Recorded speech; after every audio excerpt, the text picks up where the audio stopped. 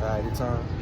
Hey, Shalom. Shalom. All praise to the Heavenly Father. Yahweh, Ba'ashem, Yahushai, Ba'ashem, Akakwadash. And double honor to the elders and the apostles of your millstone. All right, with the real Hebrew Israelites out here once again, preaching to you the downfall of mystery Babylon, preaching to you the destruction of America. All right, because the God of the Bible is very angry with America. All right, and this place is going outside. All right.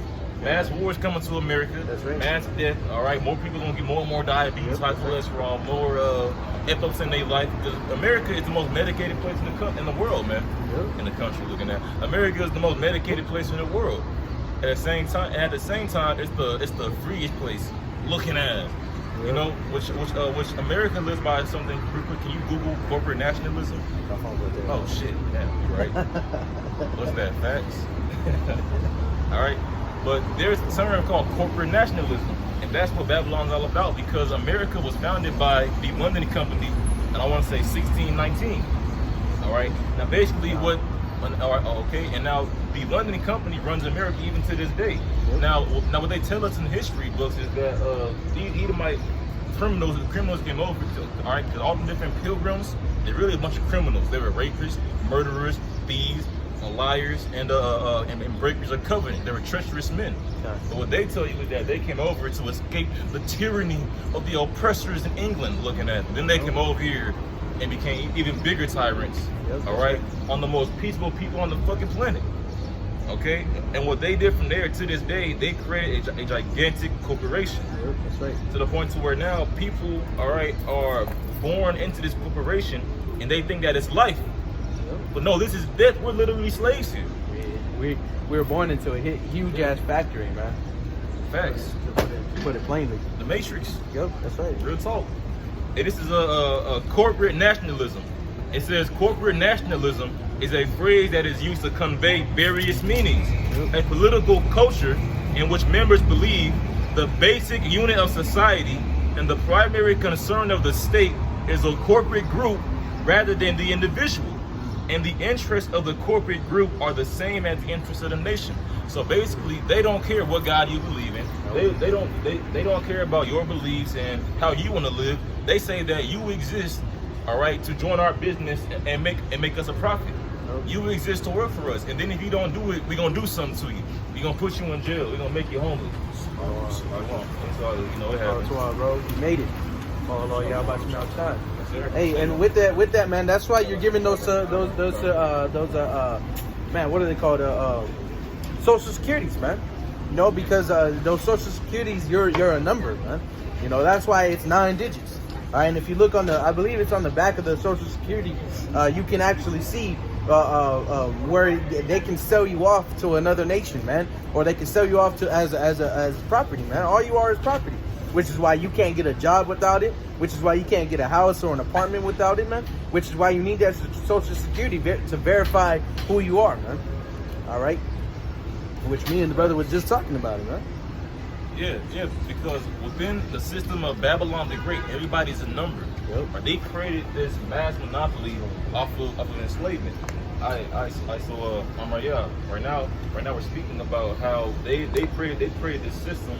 So we're born into a factory, and it's been going on for so long, ever since 1609, with the London Company in Jamestown, Virginia. All right, they've been doing this for so long that now it's at the point to where people think that this life of just being a worker is normal. All right, and then with this whole Crown 19 jab thing, what they're saying is that get this concoction to return to everyday normal life. But the life that you're returning to is actually an abnormal life. All right, so for edification's sake, I'm gonna read it again real quick. All right, this is the definition for corporate nationalism. It says corporate nationalism is a phrase that is used to convey various meanings. A political culture in which members believe the basic unit of society and the primary concern of the state is a corporate group rather than the individual. And the interests of the corporate group are the same as the interests of the nation. So in the layman's terms, they don't care about your beliefs, about what God you serve, your tradition, your culture. You exist, according to them, you exist to work for them. You exist to make them money. And then if you don't do it, they're going to penalize you. Because they're criminals. That's something a criminal will do. Hey, look, I don't care about your beliefs. You can work for me now. You know? Imagine someone getting in your face and told you that. I don't care what you believe in, bitch. You gonna work for me. And then come on, talk about hiring right now.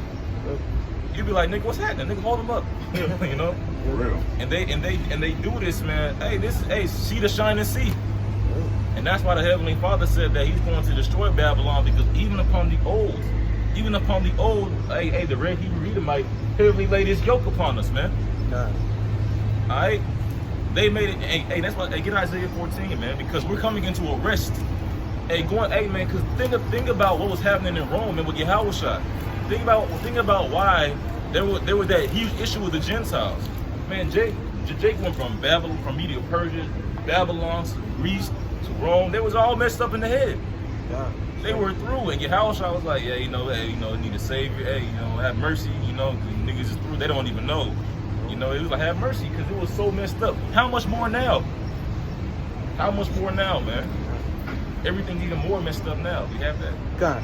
This is Isaiah 14 and verse 1, and it reads... Read verse 3, Bible shot. God, this is Isaiah 14 and 3, and it says, and it shall come to pass in the day that the Lord shall give thee rest from thy sorrow and from thy fear. Yeah, so the Lord, how is going to give us rest from our sorrow and our fear?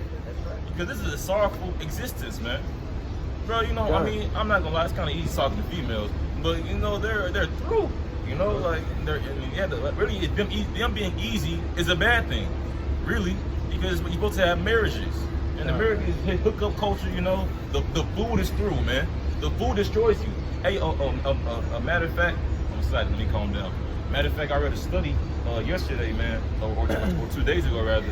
All right, the average American consumes a credit card worth of plastic every week. Now it's 4 weeks in a month. It's 365 days in the year. And every week the average American consumes a credit card worth of plastic. Now, what that doing to your body? And then you wonder why people have kidney stones and organ failure. You just have blood level all the way fucked up, iron levels all the way fucked up, vitamin D deficient, because there's so much BS in our bodies. And the food that we eat be like fucking 4% real, if that. So the Heavenly Father said, hey, it will come to pass, I'll give you rest from your sorrows. And this is a pitiful ass existence. Bro, man, last night I was talking to my mother on the phone, right? And I was telling her, I've been in the gym, boxing and everything, because I was thinking to myself, man, my forefathers could run up a hill, look 2 football fields away, run over there with armor on, with swords and shields, and then start fighting. And then I can't even run down the street. I was like, it's some bullshit. And she started laughing. She was like, hey, that's a good way to look at it. And I'm laughing with her. But I was like, really, that's some bullshit, They stolen life from us. There's so many things that we should be able to do, man. Our heartbeat shouldn't be this slow, by the way. Our heartbeats are way too slow right now. But because of the destruction of the devil, because of the son of perdition, could you get what do you have right there? Isaiah 14. Could you get 2 Thessalonians 2 about the son of perdition? He destroyed life. Man, the North American Indians, bro, they was so cold they could walk on the snow without leaving any footprints, man. And they was fucking the Edomites up, and they were terrifying Esau too, man. Man, they was tomahawking Esau from like half a mile away. That's where that guerrilla warfare comes from, man. Facts. The Edomites started taking baths. The so-called white men started taking baths whenever the so-called Native Americans introduced it to them, man. All right, because before those so-called white people came over here, all right, they stank, man. All they believed in was that changing clothes would clean you, man. All right, which is why they had so many plagues on them, man. Whenever they came, which is why our people, the indigenous people, all right, that whenever they first met up with Esau, they would get sick. All right, they would die off to an unknown disease, man. And look. Esau practiced that after the Moors taught them how to bathe centuries ago. So eventually, over time, Esau's natural nature, man, fuck all that bathing shit. So then they came to the Americas, and Gad was like, these niggas stink. So now we got to teach them again how to bathe again. And that's why in the kingdom, man, every nation's gonna get it, but you. We're gonna just take you off the fucking planet. And hey, man, the heathen are naturally dirty, man, because I was studying last week, man. The Mongol horde, all right, according to them niggas, cleanliness, first, they never wash their hands. They actually believe that urinating into water sources, even if somebody had a bucket of water inside of their home, right? If you go in there and spit in it on accident or urinate in it or whatever, they will punish you by death. Yeah. You know, and basically everybody would reuse the same dirty ass water to clean their hands or whatever whenever they would do it, because most of the time cleaning their hands was just wiping their hands on their clothes, which they never changed. Yeah. So the heathen, and that's why Jake was looking at the heathen in the ancient world like, you niggas are unclean. They ain't got offended. Unclean. What do you mean we're unclean? Bitch, you're dirty. Nigga, that's what the fuck we mean, nigga. Yeah, man. Yeah, man. Because our people, they were given heavenly ways, man. Our people were given the ways to life, man. And being dirty, Esau tells you this, that being not having a good hygiene will get you sick, man. Will lower your immune system, man. All right, you get more pimples and freckles and shit, more moles. Oh look, but then Esau go behind closed doors and have an orgy. Yep, and really with the elites and politicians, they do magic, and all that magic, man. Let's look up Baal Peor.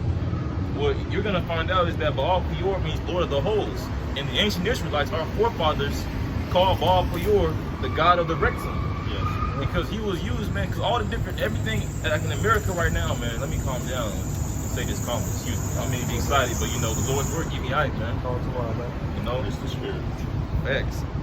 Okay, but all the different sex acts that are just normal in America, eating ass, all right, the anal sex, the threesomes, the running the trains. In the ancient world, those things were used to worship those different various gods. Yes. Those things were used to do extra rituals to try and summon different spirits.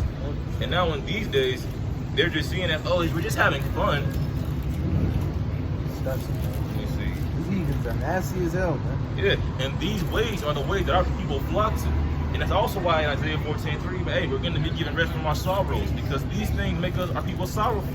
Maybe they're having fun, they be thinking they're having fun and everything, but look at Jake, man. Look at Jake in the industry right now. Destroyed, man. They have all this money and they act like they're all happy and everything, but they make all the music. I'm just popping these because I'm so depressed. I got demons in my mind. My darling, we're meant to be together. They through, man. Yep. They on the screen showing you their money. Oh, look, I'm balling and everything, but then go home and crying. Yep. So Baal Peor, it says Baal Peor literally means Lord of the open holes, or Lord of the rectum, according to Jewish sources. Their worship was the very definition of ritual uncleanliness, the very antithesis of Israelite worship. God hates Baal worship. Hey, they was fucking in the booty. And the Lord said, no, I can't believe this. They down there in the dookie. I know it stink, you know? And now in this society, it's a regular everyday thing. But in the ancient world, the people understood, you know, certain sex acts, those were used to serve different gods. All right, and the only sex act that should be going on, you know, is the one that procreates. Yeah. Everything else, I mean, you know, yeah, fun with your lady or whatever. But everything else, all the different hoes, you're doing too much, sir. That bad hole is an exit. Now, during your Honda nasty ass said, now, brothers, a lot of y'all will like when I say this, but you can have sex with a woman in the ass. Where the fuck is that at? What book you reading, sir? See, that nigga's a freak. He's a bossy boy for real. Yeah. And you fucking in the booty, because if you fuck a woman in the ass, what's stopping you fucking a man in the ass? You know, and that's all a part of the mind. See, that's subconscious. That's all a part of the mind game that Esau plays with people, man. Well, everybody has one looking at, might as well go. And that's the state that America's in right now. And I remember being in high school, like 2016, with fucking Kevin Gates. Oh yeah, cause nigga, I go niggas, this booty club, I eat booty. Everybody in the high school, yeah, nigga, I don't get tired, I eat ass. And now it was just normal. Now, at first it was a joke, but now everybody's actually doing it, man. Because through these different rappers and celebrities, they push out their different various agendas, man. And all these fucking celebrities are all a bunch of freaks. Matter of fact, last week Kevin Gates got caught on Instagram Live. He had his young daughter with him, all right? And then she said yesterday, I did magic on my brother, and he covered her mouth and said, hey, there's a lot of people watching right now. But what did that mean? What's all that about? They're Satanists, nigga. Well, he said it in his lyrics before. Bro, a hell of times. Yes. Talk about philosopher's stones and worshiping the moon. Yeah, they're all Satanists. Another right ritual. Those are all things, incantations. Yeah, and that's why he talks about eating booty so much. He's a Satanist. And your mind, you think, oh, he's just a freak. No, that nigga's a devil worshiper, man. Yes, yes. That nigga be eating booty for real. He cut it off somebody, eat it, ingest it for real, man. Yeah. Hey, we get Isaiah 14 again about the shot. And then we're gonna go to This is gonna be the book of Isaiah.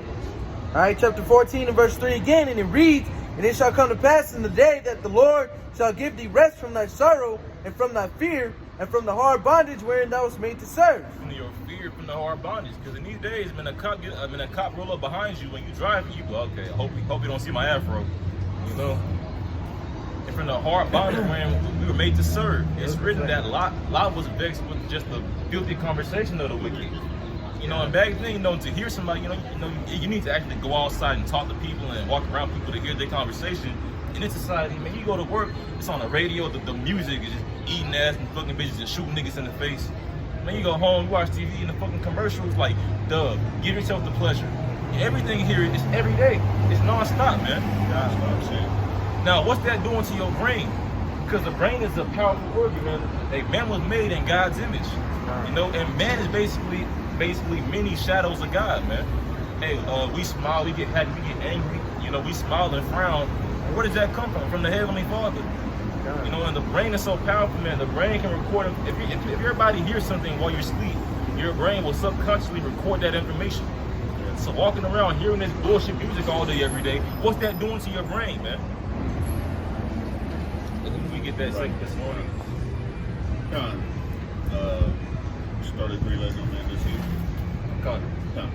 This is 2 Thessalonians 3 and verse, or Salakia, chapter 2 and verse 3.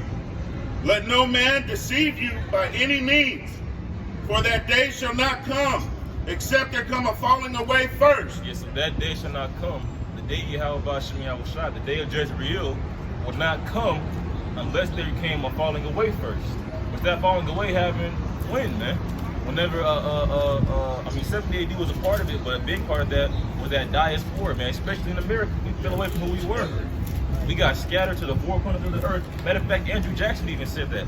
Let me get that real quick, Baba Gishah. All right, Andrew Jackson made it a point to say that he killed so many Indians that they were scattered upon the face of the earth. They actually saw Gad get on boats and go to China, just go all over the place. They were fleeing from them, man. And that's a part of the curses, man. Your enemy will come against you, and you will flee 7 ways. Let's see, Andrew Jackson. All right, enemy scattered. Let me read this Bible shot. Oh, that's actually find it. It's like, let me see, scattered.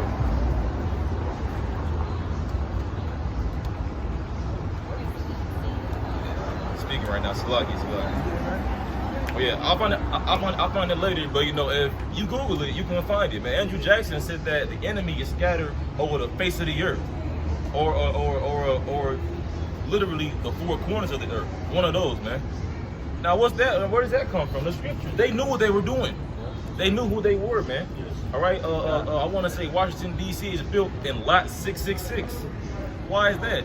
If you Google bird's eye view of Washington D.C., you're gonna see a big ass owl. And then if you look up Washington D.C. stone laying, it'll tell you that George Washington did that with the Grand Master Mason as a ritual. That's on the U.S. history website. See, this country, this whole, all these different cities and subways, it's actually just one big altar. It's one big church, man. Yes. Every time you eat Subway, you think you're eating food. That's a point of worship. That's why the Apostle Paul made it a point to tell us, pray over the food in the name of the Lord. Yeah. Because these different heathens, man, at Walmart and motherfucking McDonald's and all that bullshit, they pray over the food and to Satan, curse these niggas, give them diabetes. They really be doing that, man. Yeah, so we gotta pray over it. Hey, you gotta pray over it. They're motherfuckers in higher places, man. Hey, the music too. I forget exactly who it was, but they actually came out and said that those producers will get over the CD, the track, and pray over it and some dark shit. Hey man, there's spiritual warfare all over the place. And that's why it's written that we have to be saved from this, man. All right, and that we be saved from this hard bondage. It's also why it's written that we wrestle not with flesh and blood, but with principalities and powers, man. Because that's really the war that's going on, man. Which is why he takes down, man, YouTube videos, man. Arrest brothers. All right, he'll send agents to harass brothers, man. All right, because Esau knows that at the end of the day we fight the war and he's gonna lose, man. which is why he's going so goddamn hard in it, man. Which is why he puts up this dark vibration over the whole planet, man. All right, because he was trying to snuff out that light that he knew was coming, man. All right, he was trying to snuff it out by putting poison in the food, the air, the waters in your minds, man, in your bodies, man. All right, he was trying to take over the elect before they even became the elect. But it was written that we were predestined to receive this glory, man. All right, we were predestined for this, so there was nothing that Esau could have done to sway that what's it called, that promise. The promise. That's right, that journey that the elect were destined to take, man. All right. What's that? Facts. Yeah, come on, man. Actually, Which, speaking of dark energy, if I was trying to get a precept on that being some dark shit, because man, the mindset that Cain was in.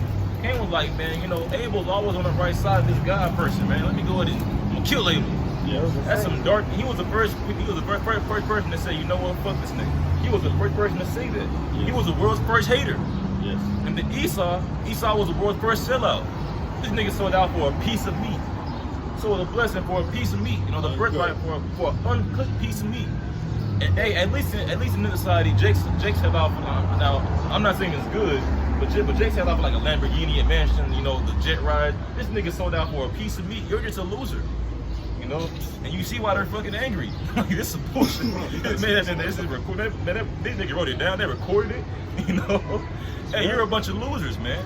And really, man, imagine Esau's mindset, man. Because look at Esau, man. Because the best way to beat your enemy, put yourself into your enemy's shoes, right?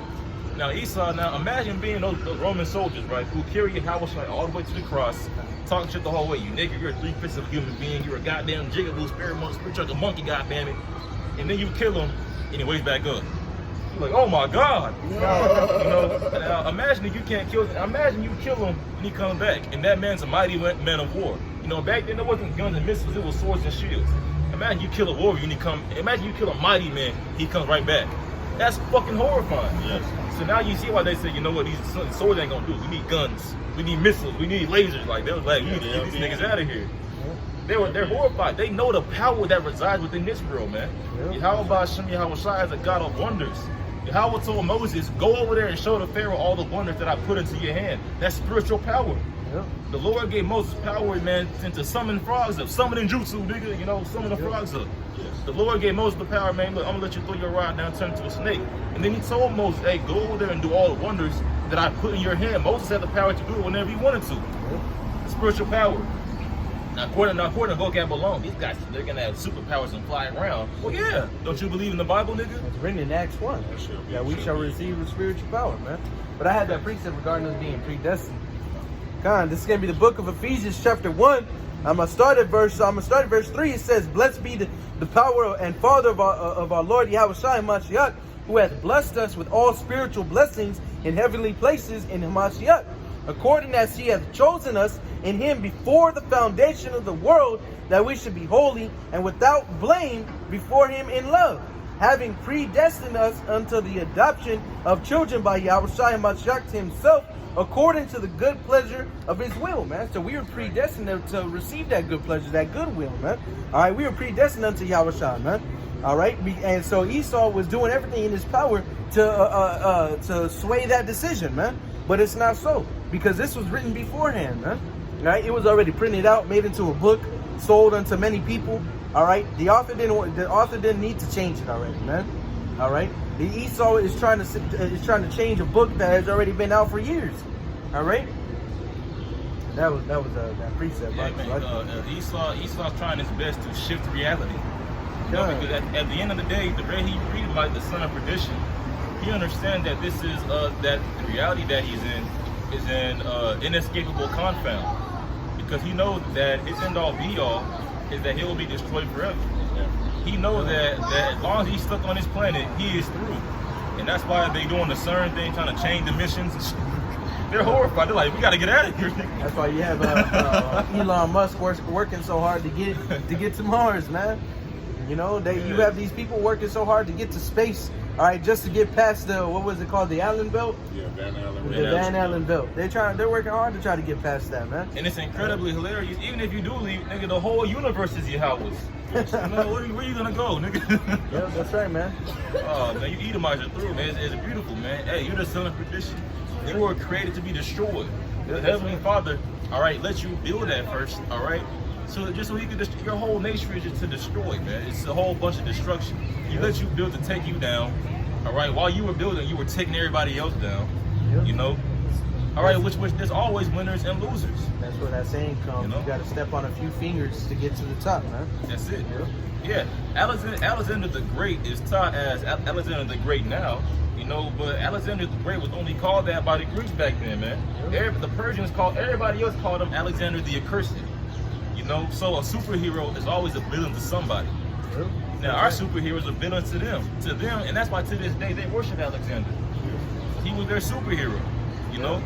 Well, guess what? He's our super villain. That nigga, well, even with him, he actually took care of Israel, man. Well, he's still the devil. He still don't fuck with you. Appreciate you, nigga. You know, good looking out. Still Edomite at the end of the day. Still going to slavery, you fucking pink bastard. Just as you were predestined to go into slavery, we were predestined to gain the whole world, man. Gain the planets, the moon, the stars, man.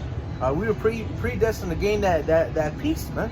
All right, and it's written that nothing can separate us from that, and that the elect are going to be holy and without blame, you know, because what Esau's going to do is when that time comes, he's going to try to accuse the elect. Well, before, you know, they were serving this, they were doing this, you know, they were wicked, they were committing adultery, they were stealing, they were murdering. That nigga used to love catfish. Yup, they're gonna be our brother and the accuser, man. The accuser of our brethren. That's what he is, man. So during that time, he's gonna try to accuse us. But it's written, "Who shall lay anything on the Most High's elect?" That's right. Who shall lay any charge to the Most High's elect? Who gonna do that? Roughly paraphrasing, no one, man, because the Most High is the one that justified. All right, and Esau's gonna be hella angry whenever that time comes, man. All right, because Esau don't want to admit that he's gonna lose. All right, he don't want to admit that his kingdom. He can see that his kingdom is already through. All right, and it's gonna be a beautiful time whenever that time comes of complete and utter judgment upon this place, man. All right, because this place is nothing but and full of wickedness, man. All right. That's right. Which actually, I had this real quick. What was that bloody city? Go ahead. God, this is going to be the book of Nahum, chapter 3 and verse 1, and it says, "Woe to the bloody city, it is all full of lies and robbery, the prey departeth not." Yeah, and then America, all right, is all full of lies and robbery. That's right. And that's why the whole world hates America. They're like, man, the Americans are dumb as hell, but they're so prideful. They believe in a bunch of lies. They stole every goddamn thing. Yep.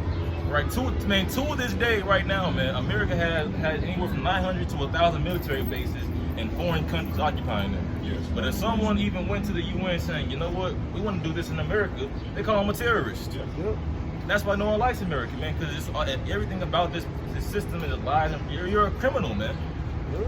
And this whole America's full of lies, man. You mean like people about healthy foods, man. You give people false relationship advice, false finance advice, all this bullshit, this credit bullshit, you know. You just give people a whole bunch of you steal people, man. All these legal scams. It's fucking Spectrum, you know. What's another one? Tow trucks, man. Insurance, taxes. All these goddamn scams, man. Every business out there, man. That's right. It's a whole bunch of bottomless pits. And then you Americans cry when they were them fucking gooks during the Vietnam War. They were dropping Americans into pits full of spikes. And the Americans cry, this is so cruel. Stop, we need to ban this weapon in war. You're over napalming niggas, crying about some spikes. You're invading their country, shooting their shit up, complaining they're putting us on spikes. Oh, this is so messed up. You Edomites, man, you have to be beat the fuck up, man. The Vietnamese had it right, destroying you Americans like that, man. Y'all went over there just wrecking shit up, man. I'm so mad about the Edomites just crying, man. This is so mad. I shouldn't be seeing Billy like this. Well, leave their fucking country then, nigga. Yep. Come on, man. Fucking devil. And that's why the serpent has to be. That's why whenever the serpent in your garden, you stomp it out, man. Yep. That's why Howard told man, gave Adam, all right, those ways to keep the garden. Bible try to get that Genesis 2. He was given to keep the garden, name the animals and all that. And that word keep in the Hebrew, I'm gonna get it after he reads it.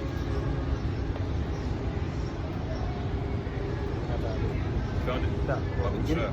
God, this is Genesis chapter 2 and verse 15, and it says, "And the Lord Yahweh took the man and put him into the Garden of Eden to dress it and to keep it." To dress it and to keep it.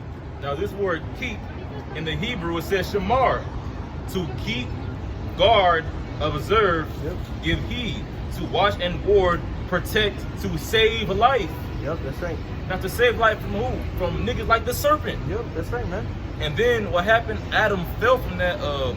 What does it say about Adam? Adam hearkened to his wife. I believe that chapter 3. Should I? No, because Adam was given those ways, man, which eventually became the laws of Israel. Adam was given those ways, but then he fell from that because he hearkened unto his wife. All right, which man's biggest problem, going back to the beginning of creation, is that men love women too much. Yep. We love women entirely too much, and women always talk about, oh, well, men are so unfair and all this stuff, and they always try to do that bullshit. You see, and then they always complain about inequality. Men are over the woman. That's facts. And then women, they're biologically weaker than us. At the same time, they have more power because men love them too fucking much. Yep. So there's your fucking balance for all you whores out there. You're stronger than they take advantage. No, we don't take it. Man, the majority of men right now are simps. And that's not a new thing. First Esdras 4, man, the concubine was slapping the king, taking his crown. He's washing her face. Oh, she's not mad at me. You the king, put that bitch in the dungeon. I wish a bitch. I'm not even no king. I wish a bitch would slap me. Like, you got me fucked up. You know? Come on, man. Man, like, oh my goodness. So Adam fell because he loved his woman too much, man. Yep. You know. And then what happened? Then the earth wasn't protected. Now life began to die. Yes. God, this is Genesis chapter 3 and verse 17, and it says, "And unto Adam he said, Because thou hast hearkened unto the voice of thy wife, and hast eaten of the tree of which I commanded thee, saying," has eaten of that tree. Now within the Bible, all right, eating of certain things, all right, ingesting certain things, it's not always talking about literally. There was not a literal tree with some fucking apples on it. Oh well, God said don't eat it. And why would the Lord say don't eat the apple? I think it's an apple, you know. That's right. I thought you made them to be edible. It's written in Genesis 1 that the Lord made all the fruit and said it was good. It didn't say anything about, oh, they made some fruits and some of them was good and some was bad. No, it said that the angels looked at it and said this is tawab, meaning it's good, it's righteous. Yep, that's right. And now this random tree came out of nowhere and it's bad fruit. No, nigga, that fruit is talking about, all right, that wicked ideology. Because whenever you eat something, all right, first off, you taste it, you either like it or you don't, then you chew it, you break it down, then you swallow it, your body digests it, and it gives your body energy. So Eve did that with a wicked way. She gave, man, she was being powered by Satan, basically, man. Yep, that's right, man. And that's why. Ask a question. Could it be philosophy as well? Throw that in there. Yeah, God.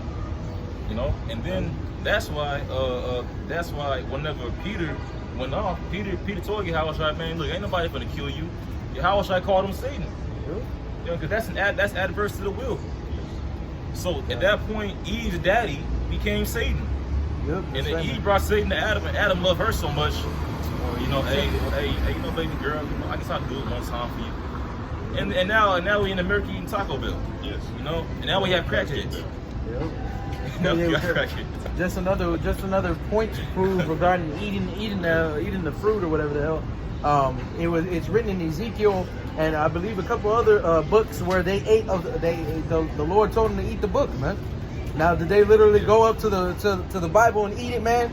You know, with some syrup or with some honey, just pour it over it, chop up the pages and eat it? No, man. It's they took it in mentally, man. They read it. They took it in. They digested it, man. All right, because you gotta take in and digest knowledge too, man. All right. You Christians sound like some dumbasses whenever you actually look into the Bible and actually read it, man. Because then you be reading it and you're like, where the hell did they get the fruit from, man? You know, where did they get that it was an apple? It never states that it was a fruit nor an apple, man. All right. Well, Christians are not deep. Christians can't even break down John 3:16. These niggas ain't smart. Come, man. They don't know what the fuck they talking about. God, So I have a precept going into eating the book. Okay, come on, go ahead. Revelation 10 and verse 9. And I went unto the angel and said unto him, give me the little book. And he said unto me, take it and eat it up, and it shall make thy belly bitter, but it shall be in thy mouth sweet as honey. So what you're telling me is that John went and went up to the angel, was like, here, look, I'm hungry, give me a book to eat, and he ate that book? No, man, that's not how it is, man. All right, he went up and learned, man. He learned what the book said. All right, it said it shall be in thy mouth sweet as honey, because when you first reading it, you're like, man, I'm an Israelite, we're gonna obtain peace, we're gonna obtain glory. Yahushua came back for us, we are the only ones with the Messiah, man, we gonna get it. But then it says it shall be bitter in thy belly, because in the latter end, you're like, 2/3 of us are gonna die. We're gonna go into slavery. We gonna all these atrocious. Yep. We're gonna go into all these what is it called? Afflictions, man. Yeah, hellfire. You yeah, know? we're gonna go through hellfire. Man, just knowing like the kingdom not here yet. You know, we don't have an exact date. We gotta sit here and hope for. You know, you gotta sit and wait. You know. It's only gonna the earth is only gonna wax worse and worse. Yeah. It's bitter in thy belly, man. You're like, man, after you eat it, it might taste good. Then you're like, oh man, I got the runs now. Yeah, like how much I said that he came to set a father at variance with the son. He came to set the mother at variance with the daughter. When he come into this, you notice your parents is like, man, I don't even know you anymore. Well, hey, that prophecy being fulfilled. Hey, so it's sweet in your mouth. Hey, the kingdom of heaven, hey, eternity, man. Hey, man, peace. Actually being in love for real. Loving my children for real, man. Being able to plant a farm, to go wherever I want to go at. It's honey. But then you look, well, it's not yet. And then you wait, and you wait some more, and then we go through different afflictions. Then we get persecuted for trying to keep the Passover. And then the prophets also understood that there was such thing as reincarnation, man. God. So they were gonna have to come in lifetime after lifetime, doing the same things, going through the same things. Ooh. Waiting for the kingdom, man. And it's written that even Yahushua doesn't know when the kingdom's coming, man. It's all according to the Most High's will. So we stuck here waiting for the Most High, man. That's bitter, man. Imagine being told your father gonna come home to pick you up from your abusive mother, but you just don't know when he's gonna come. You just sitting there for days on end, man. Your mother beating the shit out of you, and your father just taking. Bro, just bringing different niggas in the house. They beat you up too. Yep. Your brother's in there whooping your ass too, man. That's the heathens, man. All right. Like when my dad coming, man? Help, nigga. That Bobby shot must keep on reading. Go ahead. On verse 10, and this L's messing me up. And I took the small book out of the angel's hand and ate it up, and it was in my mouth sweet as honey. Yep. And as soon as I had eaten it, my belly was bitter. Yep. Just as the angel told him it was gonna be. Man. Go ahead. And he said unto me, thou must prophesy again before many peoples and nations and tongues and kings. God damn, he said that must prophesy again. And when John heard that, he was like, again? God damn it, man. Imagine being told, all right, you're gonna be a pizza delivery guy, all right, and you're gonna deliver the pizza your whole life for minimum wage. You're never gonna increase in life. All right, and you're gonna die a very lonely man, and then being told right after that in your next lifetime you're gonna do the same thing. You'd be like, God damn it, man. I would say God damn, because God, that's right. Because being a prophet is the highest honor you can have, man. Yep. Being a president, a king, what higher title is there than son of God? What higher title is there? I don't care if you're a queen, a prime minister. All that, but the highest title is to be a son of God. And then even within our lots, man, within all the elder prophets, they understood that even though we're cursed right now, quite literally, ultimately we're blessed. All these things. First off, man, going through hard time makes you a champion. Going through hard stuff will make you a breaker. And the Heavenly Father put the Spirit in the prophets to be able to overcome their tribulations. It's written that Yahweh Shem Yahushua will not put us through more than we can handle. Now, if you're going through something hard and you think it's too much, what does that mean? That means you're a champion, really. That means that you are able to do it. You're just doubting yourself. You are strong enough. You just don't believe you are because you believe in Esau. And Esau told you, well, so it's not scientifically possible. That can never happen to the human body. All that bullshit. Man, niggas drooling while he talking. You suck it up, bitch, Double talking, serving all. Yeah, man. We've been called to glory. Yep, You know, right. and our lives, you know, hey, you know, we go to trials and tribulations. You know, we are quite literally cursed at the moment. Ultimately, we're the blessed. That's why Esau hates us so much. You know, and that's why right now in Israel, man, there's because hey, according to all these different Christians and vocab Malone, hey, the stranger can be a spiritual Israelite. Well, vocab Malone and all these Christians go to Israel right now and tell them, why y'all kicking out these African Hebrew Israelites? They call them African Hebrew Israelites. Well, according to y'all niggas, they're spiritual Israelites. Yep. But I ain't seen no Christian, no what's the nigga name, David Lynn, vocab Malone, Jesus the word. No one's speaking up for them. Saying, well, hey, you know what? There's the Bible tells you the stranger can want to pass over too. Why are they saying that about them? Yep. Because people see our people as 3/5 of a human being. They don't see you as a person. Whenever they say spiritual Israelites, man, they ain't speaking about you, Jake, man. All right? They speaking about all the other heathens, bro. That's who they speaking about. All right. So if you, as soon as Jake start trying to be something other than a nigger and a wetback and Uncle Tomahawk, that's when that. Hey, hold on there, big fella. Calm down. All right. You ain't nothing but a piece of trash. All right. That's how these heathens portray you, man. All right. Which is why Jake gets so and Jake's so goddamn dumb that they don't even realize that these heathens are completely in enmity against them, man. They've been talking about their best friend Josh, who's a so-called white guy, you know, who takes care of them, man. And secretly, these so-called white people, man, be talking mad mess behind you, bro. You know, they're wicked down to the core. It's in their blood. It's in their spirit, man, to be evil, man, to be in complete enmity against Yahweh Shema Shah, man. You know. So that's why they say, well, spiritual Israelites, because they know the blessing that the Israelites are gonna get, man.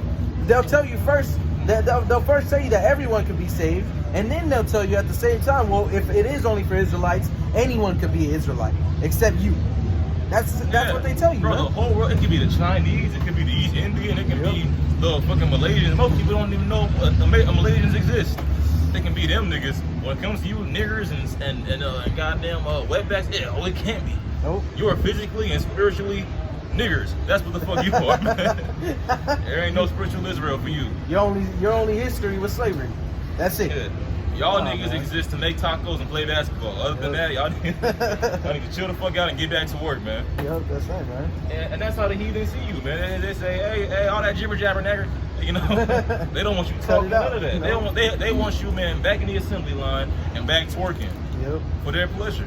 Yep. And that shows you that we the Israelites, man. Like, bro, they even talk all this shit. Anybody can be an Israelite. Well, obviously, those fake Jews over there don't believe that. Yep. They said you nigga need to, and some of them niggas, some of them black Israelites, they were born in that land.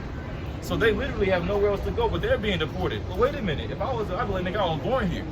But then, what would Esau say? You're a nigga, get out of here, you know? I don't give a fuck if he was born here. And that's crazy. They're born there, but they're being deported. That's showing you they're the Israelites. They're like, man, we need y'all out of here, man. Y'all messing everything up for us, man. Since y'all came here, I don't know, man, we've been seeing demons and shit. Take y'all ass home. We keep seeing UFOs, man. You know? Yeah. And it's crazy. They're from the majority of all those black Israelites over there came from Chicago, you know, like 20, 30, 40 years ago, man. Right? They call them African Hebrew Israelites. Those are nigga Israelites. Them niggas from Chirac. What are y'all talking about, man? Yeah. That's how you put African on the title.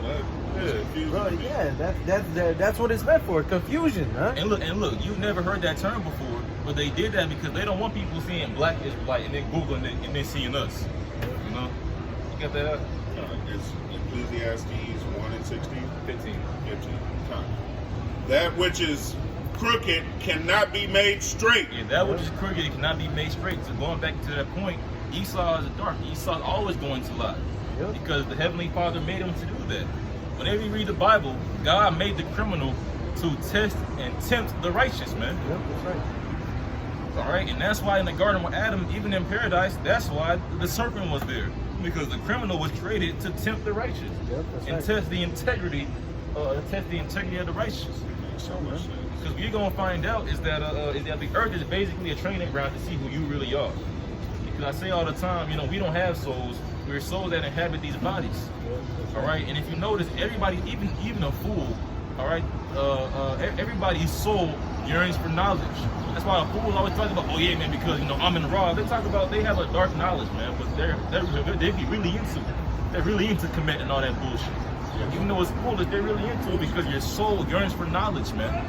Your soul is fascinated with your body, man. You know, so your soul wants knowledge, your body wants pleasure. All right, and the right vibration is to morph that together and unify with Yahweh. All right, and then basically live upon the earth and praise His name. That's how you do it, man. You multiply in knowledge and praise His name. Because whenever you read the blessings, man, why was man created? To dance, sing, you know, and praise the Heavenly Father. Yeah, that's right. To have sex, to have fun, to eat, drink, to get drunk, and praise the Most High while you do it. That's why we were created. All the righteousness. Yeah, Esau took that and put it into wickedness. No, you got it. But Esau took that and put it on the wicked vibration, man. That's written. That's why it's written in Isaiah 29 that his turning of things upside down shall be esteemed as a potter's clay, man. Right? Because he went and took the righteous way of life and just flipped it, man. Yeah, have fun, party, and have sex, but don't care who you do it to or offend. Now the Lord said, you know, have fun, you know, and be fruitful and multiply, but doing righteous. Don't look at it, you know, don't try to get with another man's woman. You know, that man is your woman. You can have multiple wives, yes, but don't be trying to take someone else's wife. Don't lie, don't steal, you know, don't murder your brother over an argument, man. All right, Esau says if they don't agree with you, fuck them and kill them, man, if you can. Esau says if you can, lie your way out of it. Esau says if you can, just steal it, man. You know, everything's free if you take it. And that's what he did. That's what he did to the whole world, man. You know? And that's why it's written in Isaiah 14 that the staff of this wicked has to be broken. Yep, that's right. Because they've been, I'm going to read it, Bobby. Go ahead, bro. This is going to be Isaiah 14, start at verse 3 again. It says, and it shall come to pass in that day that Yahweh shall give thee rest from thy sorrow, and from thy fear, and from the hard bondage wherein thou was made to serve. This is a hard bondage, man. All right, we don't have the right to really do anything, man. They say we have freedom of speech, but they'll take your videos down for hate speech, man. Yes. You know, they say you have freedom to do whatever you want, but if you don't take a certain vaccine, or if you don't get your child that vaccine, all right, you can go to jail, man. Prison time, really. All right, if you don't want to serve Esau's taxes, that's more prison time. Yeah. All right? And then what shows you that medicine is all bullshit, man. Because true healing is of the herbs, man. Through the herbs come the cures. Medicine is there to treat the sickness and to make the symptoms slow down a little bit. Ultimately, medicine makes you a customer, and that's why, according to the so-called white man's medical system, all right, if you take a prescription without a doctor signing off on it, that's a crime. Yes. They can punish you for it. Well, wait a minute, a lot of medicine is supposed to heal me. No, you get that. Esau all about taking you from the natural, man, and putting you into this system. The same thing with corporate nationalism. They don't care about the natural. They're putting you into that beast system. That's why it's called a beast. Because then if you don't do it, they're gonna penalize you. If you take that medicine without the white man in a suit smiling at you and signing off on it, that was a crime. But if this white man with a name tag signs off on it, well, now you can do it. Now it's okay. You know.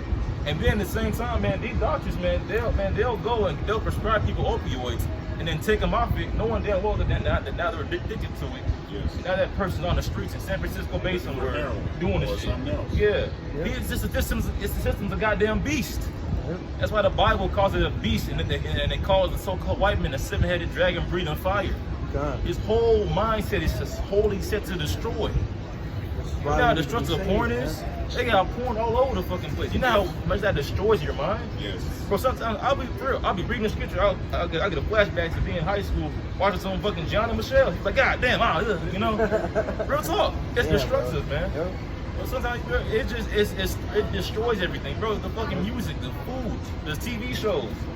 Oh my goodness, like everything here is just, it fucks you up. It's mainly mental, man. The majority of people's thoughts aren't even their thoughts. It's a program. They're programmed. They're like robots, man. Esau found out that the human body is naturally programmable, man. Because the way the brain works, every night we go to sleep, the angels seal our instruction. Esau said, well, look, if I can make these niggas watch Cinderella over and over again, or they're 5 years old and all this shit, I can give them a different perception of love. If I can have them watching goddamn Pocahontas all day, I can give them a different perception of history and a different perception on how to see white men. Because going back to 1681, the reason why all them red people began to call themselves white was is because all of the women of the earth will come up. Well, not all women of the earth, literally, you know, but the women of the earth that did come over here, all right, who were free women, they will see the so-called white man and then see his slaves and marry the slaves. So what happened in 1681? Theodore Allen wrote it into law. White people cannot marry these goddamn blacks no more, man. And then they came with the movie Pocahontas is in love with him. Oh, the white man's a hunk. Now everybody loves white men. According to history, in 1681, it was like, man, white people, ugh. There was white women saying, hell no, we getting with them niggers. You know? So Esau came with the TV, the media, bro, they messed up everybody's minds. Literally, man, people, man, you be even with us. Matter of fact, I can't say that we've been freed, man. Yes. We've been blessed. We've been given the spiritual eyesight to be able to see in the darkness. But everybody else, man, they really are. Their mind is really full of witchcraft, man. Yep. Like, man, I was talking to this. You got it. No, I was just gonna say I have a precept after you're done. Okay, come. You know, I was talking to this one chick, man, and this Puerto Rican chick, and she was up telling me all night about you know, I wasn't listening most of the time. You know, I was like, you need to give me something. Anyway, she was telling me about, you know, she was so depressed and popping pills and doing Molly and all this and ecstasy, and I was like, hey, you a victim. Like, that's not normal, man. You need a hug, bitch. I told her, you want a hug? I'll give you a hug, nigga. You want all that? And she does that because Esau told you, hey, if you're sad, go pop some pills. If you're sad, you need to get high and get really drunk.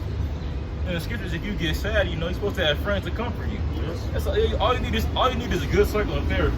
When Job got sad, did he go and drink all day? It's I can't believe it. Did he go pop some pills? Where's my crack? No. They get drugged up. Yeah, he went to his friends. Hey, I need counsel, man. I'm hurt. And they comforted him.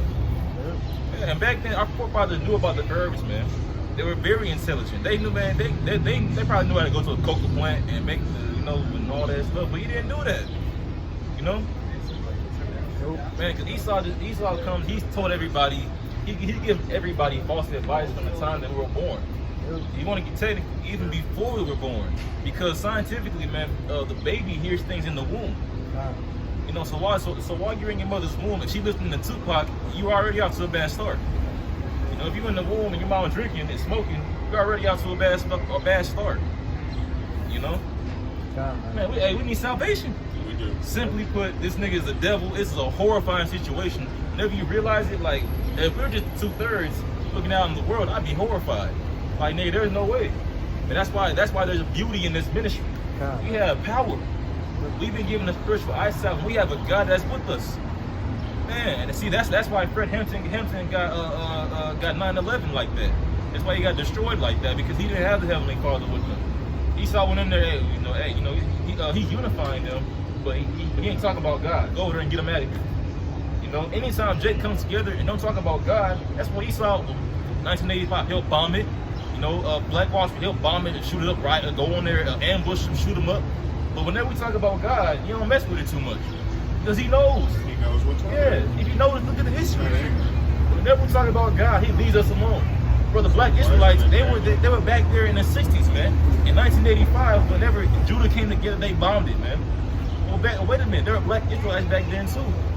They didn't mess with them because they knew, hey, you know, God gonna fuck around and do something. We can't bomb them. Yep. And how much more right now? And there's camps all over the world, man. And that's why it's a beautiful. He shouldn't fear Esau. I think at first I'd be scary as hell. Yes. You know, if he was a real devil, nigga, run up. But he's horrified of the Heavenly Father. You know? And that's why it's a beautiful thing. You got a precept? God, this is going to be the book of Psalms, chapter 28. I'm going to start at verse 1, and it says, Unto thee will I cry, O Lord, my rock. Be not silent to me, lest if thou be silent to me, I become like them that go down into the pit. Yeah, unto thee will I cry. Yep. Lest if I become silent to thee, if I stop believing in God, if I don't cry unto you, to the Heavenly Father, I'm going to be like them that go down to the pit, that trusteth in man. Yep. You trust in man, you trust in the pit. Because man farting shit just like you. Yep, that's right. What is man going to do? Man is programmed. Man has their instructions sealed every night by the angels just like you. Yep. But our people trust in this broken reed on the staff of Babylon, man. They say, give us a king. Come on. And then Israel, we had no king but Caesar looking at us. You know? God. Hey, the human heart is naturally is innately wicked. And that's why it's so merciful that the Lord put the faith into all of us, because faith is a gift, correct? God, that's right. And we see the human man is innately corrupt. And that's why it's a gorgeous thing that Yahweh Shai chose us, man, or called us right now, you know, to give us this ministry. But after doing this for so long and doing this for so much, you kind of become confident, like, hey, I gotta be one, you know? Lord's will I am. Because I really can't stand this place. Like, it pisses me, seeing this pisses me the fuck off. I gotta be one of them, you know? And the reason why the elect feel like that, when we get Exodus 13:1, all right? The elects ultimately are the firstborn. The elects. Oh, come on, go ahead. So it says, verse 2, hear the voice of my supplications when I cry unto thee, when I lift up my hands toward thy holy oracle. Draw me not away with the wicked and with the workers of iniquity, which speak peace to their neighbors, but mischief is in their hearts. Man, that speak peace to their neighbors, but mischief is in their heart. Yep, and that's the Europeans' whole history. Yep. And what did our forefather just say right here, man? That the wicked would eventually be taken away. He said, don't draw me away with them. Yep. Now, we know from we know from Revelation 12 that the devil and his angels are going to get cast out. And that word angel means a messenger. So anybody who's attached with the devil, all the different celebrities, all these niggas on TV right now, fucking Whoopi Goldberg, I have the vaccine. Man, they're gonna get taken out, they're gonna get melted together. You're going to burn to death together. Yep. You know, so, but the righteous prayed, Lord, don't take me out with them. Because they understood that that punishment is going to be on the earth. And we also understood, our forefathers also understood that the righteous would be in the midst of the wicked when that judgment happened. And that's why Habakkuk prayed that prayer, like, Lord, you know, and Ezra said, who will save me in that day? And that's why it's also written, hey, don't worry about it. If you don't get beamed up, the beasts of the field will be at league with thee. You know? Yep. So it says, verse 4, give them according to their deeds and according to the wickedness of their endeavors, give them after the work of their hands, render to them their desert. Make it all fall back on them. Yep. Everything that Esau plans to do to us, the Most High is going to do it to them. Esau plans to just have us as pitiful slaves forever. Even in this captivity, you know, we still have fun. You know, we still have, you know, some control. Now Esau wants to put that mark of the beast, that RFID chip into every person, man. Every person. Which, man, I remember like 5 years ago, man. You know, first coming in and everything. Fucking Bugaloo, it was Israelites, man, who were mocking the mark of the beast being a chip. And there was one dude, he got a potato chip and put it on his hand and said, hey, bro, it's the mark of the beast, brother. Wait, well, look, they quiet now. Because now the government's telling you, oh yeah, we're thinking about putting a chip in people. It can detect the COVID-19. Yeah, so it's not funny no more, you dumbass. Yeah, you know, like, what? It takes a wicked man to mock at that. You know? Yep. So it says, verse 5, because they regard not the works of the Lord. Because they regard not the Heavenly Father's will. And that's why it's important to keep in mind the Lord's story, the Lord's will. Because whenever Peter told Yahushua, Lord, no one's going to kill you, I got you. Yahushua called him Satan. Because that wasn't of the Lord. And that didn't mean Peter was wicked, but in that moment, he was adverse to the Heavenly Father's will. Yep. So these niggas dying, the 2/3 dying, that's part of the Lord's will, man. And it's rightfully so. Yep, that's right. It's important to not be offended by the prophecies, man. Yeah. Got it, brother. And it says, nor the operation of his hands, he shall destroy them and not build them up. Ooh. And that was the end of that point, man. Just going back to what we were talking about earlier, you know, Esau committing all this wickedness is just going to fall back on him. And anyone whose hands is joined in with his hands, man. All right? Any allies this man has, all right, that is in agreement with him is gonna die, man, because Yahushua stated he that is not with me is against me, man. Right. Right. And all those that are against Yahushua, they're all antichrist, man. There ain't no one antichrist is gonna come down looking like Yahushua is gonna deceive everybody. No, he's already here. He's been here, all right, deceiving everybody. All right, they've been here being anti-messiahs, man, completely and utterly against the ways of life, man, of the ways of the Heavenly Father and His Son Yahushua, man. All right, and the elect, okay. So that, you know, Salaki for kind of throwing that point off, but you know, just wanted to get that out before I change the point, man. All right, anyone that is not with this is against it, man, and anyone who is against it is gonna die an utter death, man, a horrible and grievous death, man. And that's facts. Yep, that's right. What you got, bro? Yeah. So back in Isaiah 14, in verse 4. No, I'm gonna read verse 3 again. Yeah. Isaiah 14:3. And it shall come to pass in that day that Yahweh shall give thee rest from thy sorrow and from thy fear and from the hard bondage wherein thou was made to serve. Yep, that's right. If thou shalt take up this proverb against the king of Babylon and say, how hath the oppressor ceased? The golden city ceased. That's right, and that's what's happening right now. That oppressor in the golden city is ceasing, man. All right, it hasn't fully stopped yet, but it's coming to a halt, man. All right, you can hear the brakes screeching, man, because the Most High is gonna stop it. All right, you got it. Verse 5. Yahweh hath broken the staff of the wicked and the scepter of the rulers. Yahweh has broken the staff of the wicked and the scepter of the rulers. All right, because whenever you have a staff or you have a scepter, something like this, man. All right, it usually means something. It's like a royalty type of thing, man. All right, and usually it's a lot taller, you know. But you know that's what that means. And so by breaking that, he's breaking their rulership, man. All right, he's breaking their kingdom down. All right. Yeah, and then also what this chapter proves is that through the taking down mystery Babylon, which was prophesied to rule the whole earth. Through that nation being destroyed, the kingdom of heaven will come on the earth. Yep, that's right. Through that nation being destroyed, peace will come back on the earth. Isaiah 14:6, it's like Isaiah 14:5. Yahweh hath broken the staff of the wicked and the scepter of the rulers. You know, so now who is that? Who is the wicked? Who is ruling the earth with an iron fist? Who is passing all these different legislations that are completely and wholly contrary to Yahweh and the name Yahweh Shai's ways? The red Hebrew Edomite. You know, man, it's to the point. It's crazy, man. If a man wants to identify as a woman, that's cool. But obviously, I'm a son of God. You're out of your mind. Something's wrong with you, nigga. You can't be. But it's how you know it's Babylon, man. Like, and it's crazy, man. Because to this day, the same people, it can be a trainee. I've seen trainees go to camps. You guys are out of your mind, nigga. Hold them up. Who are you, nigga? Look in the mirror, bitch. Like a goddamn nigga, bitch. Like, what's wrong with you, man? Yeah, like this place, it has to be destroyed.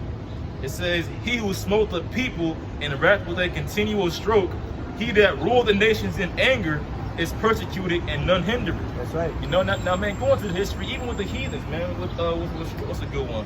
Earlier today, we had spoken about Vietnam. Even with Japan, man, look at Hawaii. Bro, they practice nukes over there in their land. Imagine the Hawaiians over there chilling, and then a big bomb, boom, oh, what the, you know? And then the white man come, hey, you know, we're over testing our bombs. I hope you don't mind. Yeah, we mind, nigga. You know? And then, man, to the day, man, there's gigantic metal scraps all over Hawaii, man. And then, man, going back, I think was the late 1980s, no, early 1980s, no, late 1980s and the early 1990s, man. All right, there was actually a king of those Hawaiians, man. All right, the people came together and elected themselves a leader or king, which is, you know, what you're supposed to do, have a leader, have a strong, intelligent leader, man, with a very strong mind. Because back then, everybody understood. Everybody doesn't have a strong mind. So they found someone among them who did, and they sent him to Esau to tell them, hey, look, we want our land back. Get your ass out of here. Esau said, well, you know what, let's do this in a diplomatic, peaceful way. And the king agreed, and Esau made a whole parliament, and it was seven of them and one of him, and said, well, you know what, sir, you've been peacefully outvoted, so we're going to stay. And then they waged war on him. The devil, you know? They rule the nations in anger, you know? So now he's going to be persecuted, and no one's going to stop. No one's gonna say, hey, Israel, leave him alone, you know? Everyone's gonna understand, hey, that nigga needs this. He deserves this shit. Because in the days to come, it's gonna become more and more revealed how these politicians are cannibals, murderers, and freaks. And it's to the point, man, it came out so much.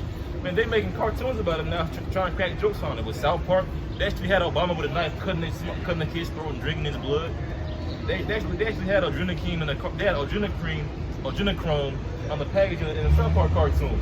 And then on YouTube, it has like a million views right now. There's puppets singing about QAnon. Oh God, they're cannibals, like, you know, they're trying to make fun of it. But this is reality, and the more you make fun of it, really that's how you know, he really doing that shit. You know, because in my job, I noticed, man, like, well, not just my job, but like just around people in general, I noticed, you know, if you say something about somebody and they keep talking about it for too much and you keep on joking about it, that nigga did that shit. Yeah, he definitely did fuck that big bitch.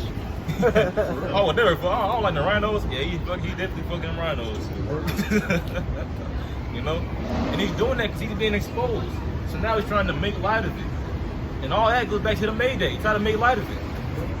But back then with them Jewish, you should just make fun of it. Maybe don't forget. It didn't work back then, but now we had a spiritual lifestyle, man. No, we see through your bullshit, man.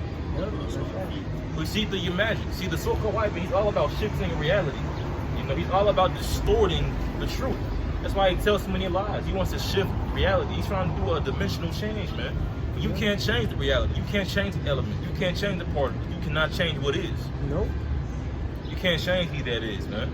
And that's why they're over studying particles and doing all this CERN stuff, trying to create they found a God particle, and they were talking about how they're trying to go into a different dimension. And why are they doing that? Because they're horrified. They see the Lamb coming. They know what time it is. They're like, man, like zoink school. Steady You better watching get out their of here. watch, man. Steady watching their watch. Just waiting. Yeah. You know, They're shaking in their boots. they're waiting for their destruction. We waiting for our salvation, man. So while they get more nervous and nervous, we get more confident and confident, man. We like, man, we finna get, because the heathen, especially the wannabe elites, man, the Edomites, they know the prophecies, man. They know that once the prophets come out and start preaching in the four corners of the earth, that the end is gonna be right on its tail, man. So he sees these things coming. There's wars and rumors of wars, man.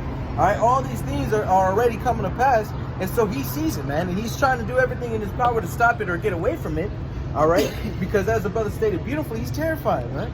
He knows what's coming. He's read the prophecies. All right, he's had many different prophets over lifetimes tell him what the hell was going to happen to him, man. All right, thinking that it was going to change. He's trying to be like the Flash, trying to change the time, run back so fast, all right, that he could just change the past and shit. No, man, That's right. You can't. You're not these fiction characters that you portrayed, man. Yeah, and then, hey, man, and like I said before, Esau, man, imagine, you take your house, you make him carry the cross, you're like, yeah, bitch ass nigga's heavy, ain't it, you fucking nigger? All the way to the cross, you spitting on him, yeah, nigga, yeah. And they put a blind over his face and hit him, yeah, prophesy, who hit you, Yahushua, the king of the Jews, you fucking nigger. And then he dies, there's a big earthquake. The saints get out the graves, like, oh no, and then he wake back up. Oh no, what have I done? They were Jewish. They were lucky. They were lucky that he didn't come back right then and there with that vengeance, man. Yeah. You know. And they're horrified because now, man, because it's written. Yahushua told him, I'm gonna come back and fuck you up. And now they have missiles and lasers, and they're like, was he right about fucking us up? Now we have this much, he's still gonna fuck us up. Back then we had swords. They're in a panic mode, man. Yep. Because your arms will never be long enough to watch the Most High. Yahushua said, hey, the day of vengeance is in my heart. Right. Esau's, oh no. And the heart usually symbolizes, when you go into it, means mind. See, I was just going back and forth, pondering on it, rubbing his hands like Birdman, and just waiting. Just waiting to cast that vengeance upon you heathens, man. And hey, was Judah can hold a grudge. Hey, that's people who I'll never forgive. Yahushua out there like, I can't believe this bullshit. He just gonna hit me, King Kong, and got shit on me. I was just watching Trinity. Imagine Yahushua with you carrying the cross. Oh, you motherfuckers. Oh, you motherfuckers. And then he resurrected and saying, hey, when I come back, the day of vengeance is in my heart. You'll be playing basketball in Pelican Bay. Hey, when he come back, and then Yahushua told us, hey, all my men are gonna partake of the same glory. So all the power I had to walk on water, they gonna do it too. Imagine Esau. Man, Esau's heart probably dropped through his ass. Oh no. All of them. And then Esau has history, man. Elijah brought a dead boy back to life. Yep. Esau has history. Elijah was calmed down fire from heaven. Oh yeah. Just for the fuck of it too, man. He said it. The way he stated it was so cool too. They came up to Elijah and they said, I believe this is Elijah, and they came up to him and said, you the prophet? They said, if I be a prophet, may fire down, come right down from heaven, man. And they killed 15 men 3 times, 2 times. and then the king, I think at that time it was King Ahab, which King Ahab was wicked. Yeah, with King Ahab and Jezebel, his wife Jezebel, that fucking slut. Also, Jezebel in English is Isabel. So, if you meet a woman named Isabel, I'm not saying you have to, but you know, I'll stay away.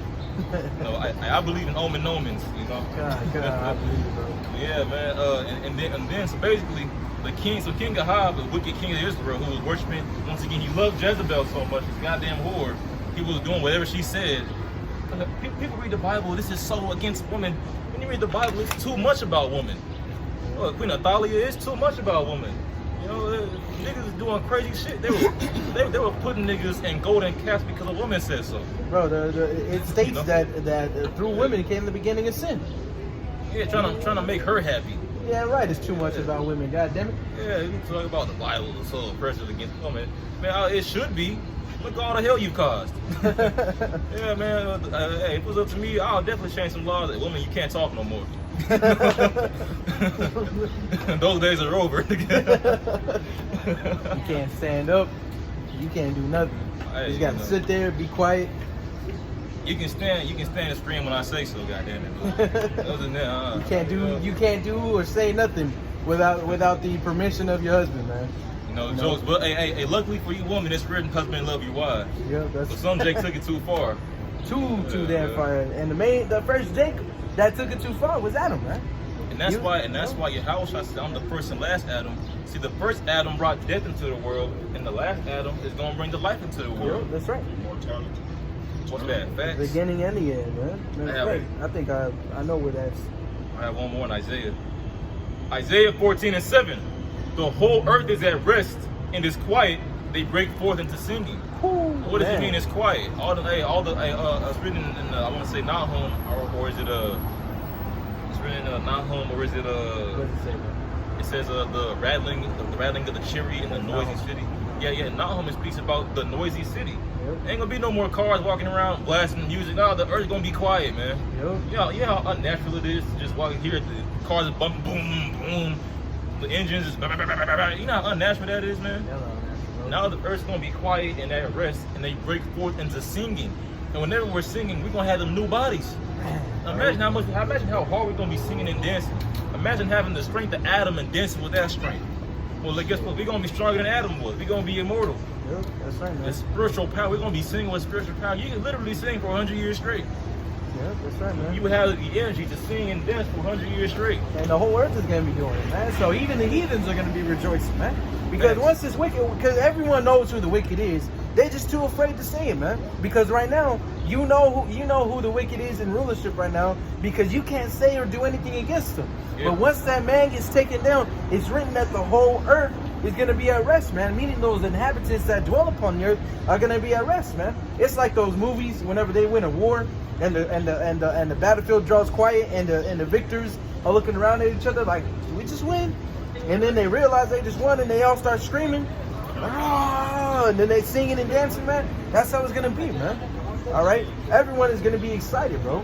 You know, everyone is gonna be happy. The trees, the squirrels, man. The Leviathan, man. The foxes, the caterpillars, man. The spiders. All right, all of the earth inhabitants are gonna be at peace. All right. I mean, you heathens are still gonna go into slavery, yes.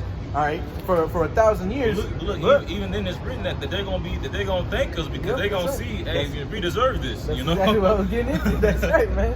You know, y'all gonna be rejoicing in that, man. Yeah, and then whenever we talk about the heathen going in slavery, a lot of times they get discomforted because they think that we're gonna do it to them what Esau did to us. Nope. Man, we not gonna be doing adultery with their wives. We ain't gonna be taking them and putting them and cooking them and eating them and do all that for no reason, man. You know, hanging them up forever. But we're not gonna be doing that.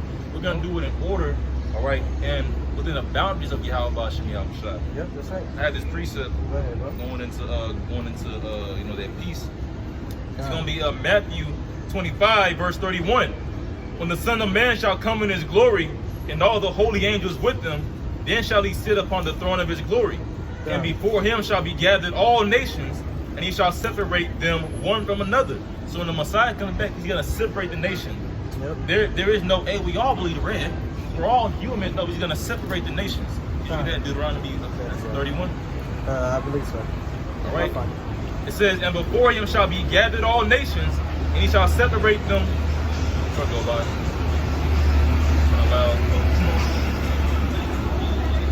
Matthew 25:32. And before Yahushua shall be gathered all nations, and he shall separate them one from another, as a shepherd divided his sheep from the goats. And he shall set the sheep on his right hand, but the goats on the left. And all throughout the Bible, who are called God's sheep? Israelites. So the sheep are going to be on the right hand, and the goats, which is who? Different nations, they're going to be on the left hand. Now, what does that mean? Can we get Revelation 11, verse 2? What do you have? God, this is Deuteronomy chapter 32 and verse 7, and it reads, "Remember the days of old, consider the years of many generations. Ask thy fathers, and he will show thee, thy elders, and they will tell thee, when the Most High divided to the nations their inheritance, when he separated the sons of Adam, he set the bounds of the people according to the number of the children of Israel." So consider the days of old. In the days of old, it wasn't all this, oh, we're all people and we're all going to hold hands and sing along and eat cupcakes and shit. No, back then it was, hey, we're all different nations. We all have different goals, different customs, and different things. And that's the way that it should be. And then when the Messiah returns, this whole system, because America is nothing but a huge Tower of Babel. They did the same thing back then, and all the nations came together back then and said, you know what? Let's just be peace and love everybody together. And what happened? Did men break it down? Or did Satan destroy it? No, God sent the angels. Hey, go down there and screw that up. Give them all different languages. They need to be separated. Did Satan do that? No, the Heavenly Father did that. The angels did that. You know, so when the Messiah comes back, he's going to do the same thing. We're different people for a reason, goddammit. You know, you know, Yahushua made the different nations for a reason. God bless it. You know. Keep it going. Verse 33 to verse 34. Matthew 25:34. Then shall the king say unto them on his right hand, Come, ye blessed of my Father, inherit the kingdom prepared for you from the foundation of the world. So now that peace, you know, now that peace is going to come to the blessed, which is the Israelites, and we're going to break forth into singing. We're going to be at rest. And just to kind of back up that point, I have some more in 32. God, this is Deuteronomy 32 and verse 9, and it says, "For the Lord's portion is his people, Jacob is the lot of his inheritance." And that's never changed. See, because according to Christianity, well, John 3:16, for God so loved the world. But whenever you read 2 verses up in John 3:16 and verse 14, it tells you, matter of fact, can we get that Bible shot? Let's get that. I got it, bro.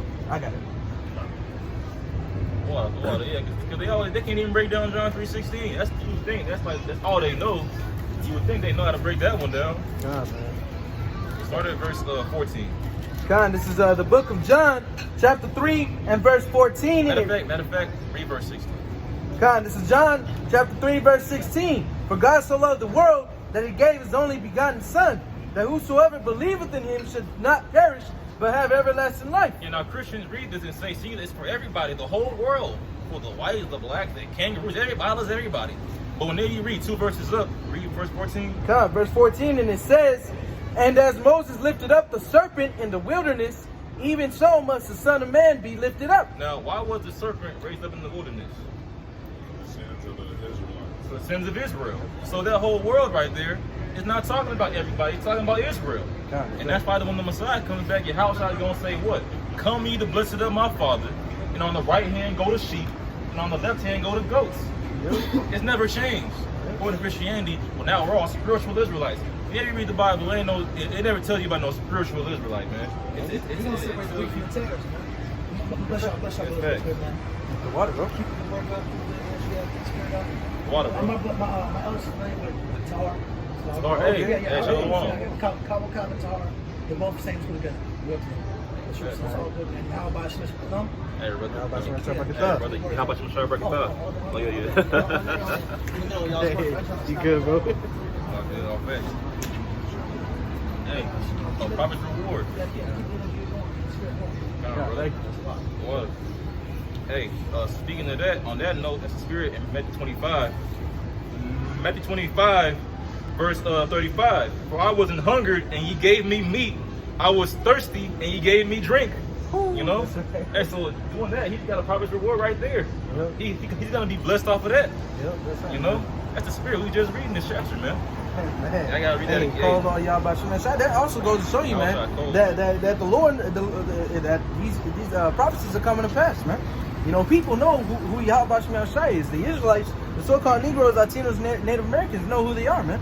You know, that's why you have a lot more videos, because my wife, all right, she watches a lot of TikTok videos, man, and there's a lot of videos on there about Israelites exposing the so-called white man and actually going into history, all right, because people are starting to wake up, man.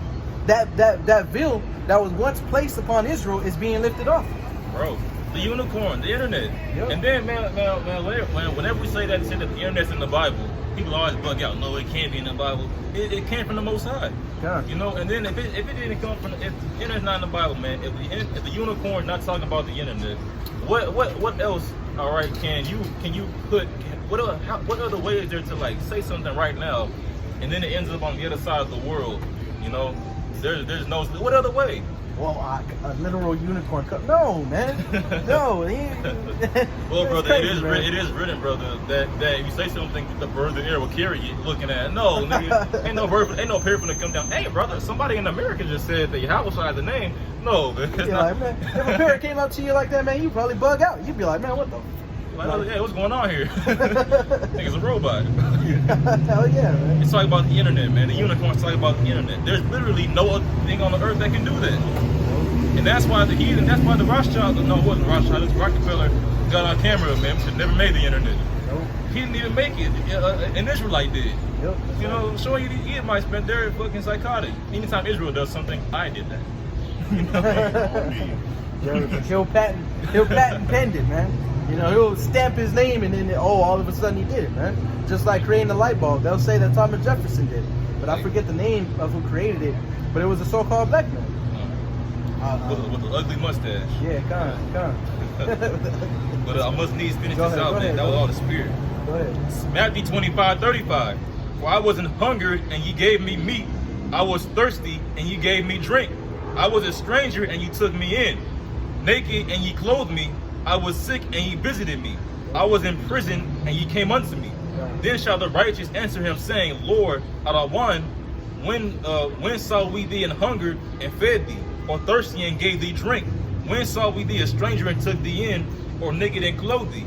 Or when saw we thee sick or in prison and came unto thee? And then the king shall answer and say unto them, Verily I say unto you, inasmuch as ye have done it unto one of the least of these my brethren, ye have done it unto me. You know, so one of the least of my brethren. Also showing you rank, because somebody has to be, you know, the head of 144, and someone has to be the least. Yep. But the thing in house, I told us that the least shall be as the greatest. Yep, that's right. You know, so it don't matter your rank, man. We in there. We in there, dog. That's right. Yeah. We all gonna get the same respect, man. You know, we all gonna receive the same glory. The same Which- penny. Yep, that's right. That's what I was about to say. That same penny. That's the spirit, man. It's Man, so how Shai gonna come back and send them blessings, and then at the same time, verse 41, and then shall he say also unto them on the left hand. So after blessing the righteous on the right hand, man, after giving them that attention, after giving them that comfort and that exhortation and that surety, hey, I got you, man, you blessed now. After doing that, then he's gonna turn to the other side and look at them niggas sideways. Verse 41, then shall he say also unto them on the left hand, depart from me. Fuck out my face, nigga. Depart from me, ye cursed, into everlasting fire, prepared for the devil and his angels. Yep. Fuck out my face, man. And then he gonna send them ladies to burn your ass up. Yeah, fuck you. Press that button and melt you, man. You know, and Esau mocked the Heavenly Father. Because Yahweh Hashem, Yahweh Shai not mock. And man, there's this cartoon called Marvin the Martian, right? Yeah. It's just Yahweh Shai in blackface. And then he's dressed up as the Roman god of war Mars. He's wearing the same outfit as the Roman god of war Mars, which Yahweh Shai said what?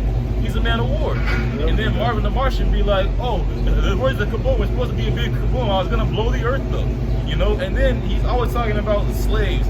I'm gonna say, he had a gun on Bugs Bunny and said, this here is my time traveler gun. I'm going to send you in the future to be my slave. Esau know what the fuck you doing, man. You know what the fuck you doing, man. But the Lord is not much. He got the house on blackface talking about where's the kaboom? It's supposed to be a big kaboom. I'm gonna make you my slave in the future with this gun. And he dressed like the god of war. Esau know what the fuck you doing, man. Jesus Louise. It's messed up, but they gonna repay for it, man. Every other word. Every other word that we heard and that we haven't heard, because the Most High hears everything, man. You know, so Esau be thinking he getting away because he behind closed doors. Oh, well, the prophets can't hear this. No, man, the Most High can hear that shit, bro. You know, we are just the Most High's mouth telling you what's gonna go on, man. All right. Thanks. It's gonna be beautiful whenever it finally does happen. Whenever America is finally destroyed, man, and Esau is in slavery, dumbfounded, not knowing what's going on, he can be like, "How did this happen? Yesterday I was chilling in yacht. Today I'm in chains." You're gonna be confused in the hole, man, because it's written that his judgment is gonna come as a thief in the night. All right, and the thief in the night is not a slow mover. He's not gonna break in slow. You know, he's not gonna move slow. None of that, man. He's going quick with it. And it's also written that his judgment is going to come in one day. Man, brother, we going to actually come down with the spiritual power and going to them bunkers, which, man, there's whole underground cities, man. Yep, that's right. It's probably a big city under us right now we don't even know about, full of all the missing kids. He's down there being slaves and shit, growing profit down there. It's probably all that shit going on. I can't even say probably. It's like a 98% chance. Yeah, it's If I was the devil, I would do it. Hell, I'd be like, hey, this is a great business venture. You know? Hey, so when we get the spiritual power, we're going to actually go down there, and there's still going to be Israelites down there too, and that's why it's written that whenever we come down, we're going to judge. You know, now if all Israel's going to be, the salvation, how are we going to do that judgment?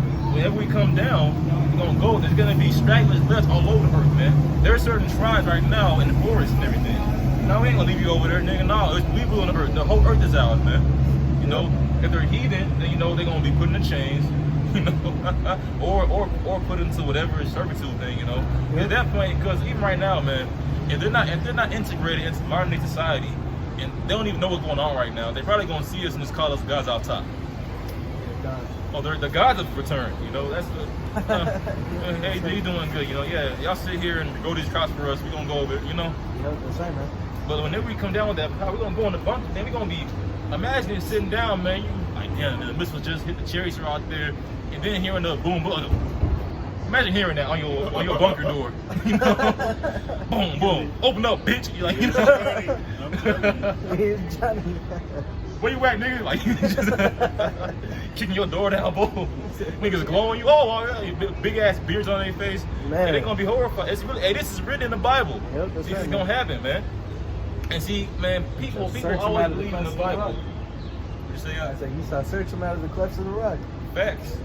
You see, people always believe in the Bible, but whenever you speak about the spiritual power and the great supper and the chariots and all that, even certain Israelites, well, I don't know, it's kind of iffy. Man, no, all this is written, and all this is going to take place, man. Yep, that's right, man. Man, the birds are actually going to come down and it's going to be seagulls and pigeons coming down trying to eat people. That's written. It's going to be pelicans stealing your children away, man. Yeah, God. It's going to be a literal stork carrying babies in that day. Like the cartoon, the stork gonna have a baby, carry him, but then he gonna drop him and eat him. Yeah, so to see, hey, all them cartoons ain't show you that part. The stork gonna get your baby, drop the nail on his head, and eat that nigga. Yep. And that's written. Yahweh Shemi Yahushai promised the fowls of the air a great feast. Yeah. And it's written that they will get drunk out with their blood. And we know Esau be doing the adrenal cream and everything. So whenever the animals be eating, they're gonna eat all that blood. Hey, I'm kind of high right now. So they're gonna drink of that blood and get drunk, man. And then after that, they're gonna eat so much meat, they're gonna be satisfied for eternity, Because now in the kingdom, the wolf and the lamb will try together. But before that, no, it's gonna be a big feast, man. The fowls of the air, the beasts of the air, they're gonna be eating you niggas, man.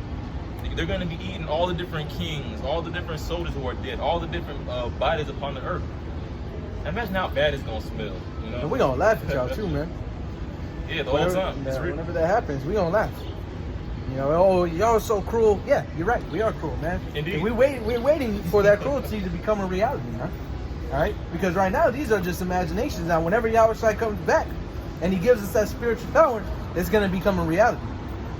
And then at that time, we're gonna be even more cruel because the Most High's anger is gonna be in us. We're not gonna have, and the Most High is not a respecter of persons, man. So when that time comes, we're not gonna have respect for y'all, man. We're not gonna care who you are. You could be the top elite right now who owns everything. Even outside of the elites. We don't care. We're not gonna give one time of care, man. We're gonna do unto you as you did unto us, but in righteousness, man. All right? It tells you, it's written in Revelation 18, double according to them what they have done unto you. Overfill their cup, man. Thanks. All right, you got it, bro. Go ahead. This is gonna be Proverbs chapter 1. In verse 24, because I have called and you refused, I have stretched out my hand and no man regarded. Yep, that's right. But ye have said at not all my counsel and with none of my reproof. Yep. I also will laugh at your calamity. I will mock when your fear cometh. I will laugh at your calamity and mock when your fear cometh, because when I stretched out my hand, you did not hearken, man. You didn't take the Most High's hand. And this right here, that's speaking unto the Israelites, so-called Negroes, Latinos, and Native Americans. But this goes for all the heathens, man, because every nation has been warned of the prophecies that are coming to pass, the judgment that is coming to pass, man. So because the Most High reached out his hand and no one listened, it's gonna be funny as hell whenever that judgment finally comes. All right? Could you imagine whenever that man? I forget that guy's name, but the dude on the horse that warned the Americans from the Britons. He was like, the British are coming. He would have, if he would have saw that people be destroyed, he would have laughed at him, man. I told y'all they were coming. I told y'all, man. Well, that was his people. He probably would have been, oh no, you know. But if he saw Israel get destroyed, he'd have been laughing, you know. That's right, yeah, you the right. Same thing. Whenever we see our enemies being destroyed, I laugh already. Hey, earlier this year, that snowstorm, there was that big pileup in Dallas. I was dead laughing. I was at work. Everybody was like, "This guy's an asshole." I was like, "Oh yeah, I can admit it. I am sadistic sometimes, you know." Yeah, seeing people in pain. You know, at first, you first repent. You know, I was like 16. I was like, "Damn, all the 2/3, all this sucks." Now I'm like, "You niggas deserve it." Yeah, that's right. All these people be mocking the Lord. They making videos, making fun of Israel, Mike Epps, all that bullshit. And now I laugh when you got, because you fucking deserve it. Man, you're an assembly of treacherous men. Man. You're adulterers, murderers. At my job, bro, these niggas, bro, they be plotting on my homeboy's wife, and we all supposed to be friends and shit. And the same people in the friend group, I'm not gonna say I wouldn't fuck her, but I'm not gonna say I would either. No. So it's like he has said, I'm not gonna say I would fuck her, but I'm not gonna say I wouldn't either. You know, ain't no he my boy, but hey, you know, she let me. I'm like, nigga, I thought they was best friends. You know, assembly of adulterous men. That's why when the Lord judged them, it's written, don't pray for these people. Look what they do. Well, what do I look like crying for an adulterer? Come on, Lord, he was kind of cool. He was funny sometimes, God. Oh, he was a fucking adulterer, nigga. We got a quick precept for you, bro. This is Zephaniah chapter 3 and verse 1. Woe to her that is filthy and polluted, to the oppressing city. She obeyed not the voice. She received not correction. She trusted not in the Lord. She drew not near to her power. This is speaking about you Israelites, man. Yes. You know, because it calls you an oppressing city, because you oppress your own people, man. You oppress, especially the prophets, man. Even to this day. Yeah, that's right. Like they did that back in the kingdom. Even to this day, man, over the fucking colors or where you from. Even like it's like San Antonio, it kind of died down a little bit, a lot of it for real. Back in the 90s, San Antonio was horrible. Even right now in California, you know, in places like New York, hey son, where you from, B? Where you from, nigga? They still do this shit. Yep. You're oppressing your own brothers, man. Yep. You in San Antonio sometimes, bro. Sometimes you might see a nigga from second grade, you just might got some beef still going on. You know, talking shit back and forth. Like, come on, man. Like, second grade, he stole his juice. Man, Esau will see Charlotte Bully. Is that Clark? Fucking how are you? You know? Fucking Gary, bring your ass over, motherfucker. They'll embrace each other. But even Jake be holding grudges, man. You know? Right, man. Oh my goodness. Hey, our people, hey, but the beauty of it, we're being built up right now, man. The house of David is repenting and coming together. And we join ourselves one head, you know? God. You know, King David and Yahweh, man. Yeah. You got it, brother. Con. So speaking of that, I'll just go ahead and jump down to verse 8. It says, therefore wait ye upon me, saith Yahweh, until the day that I rise up to the prey. For my determination is to gather the nations, that I may assemble the kingdoms, to pour upon them my indignation. Okay, stop. So look, this right here is God's plan. God's determination is to gather all nations. Yep. Whenever you read the Bible, all this peace and love and cherries and rabbits hopping around, that's not in there, man. Nope. God's plan is to gather all the nations for what?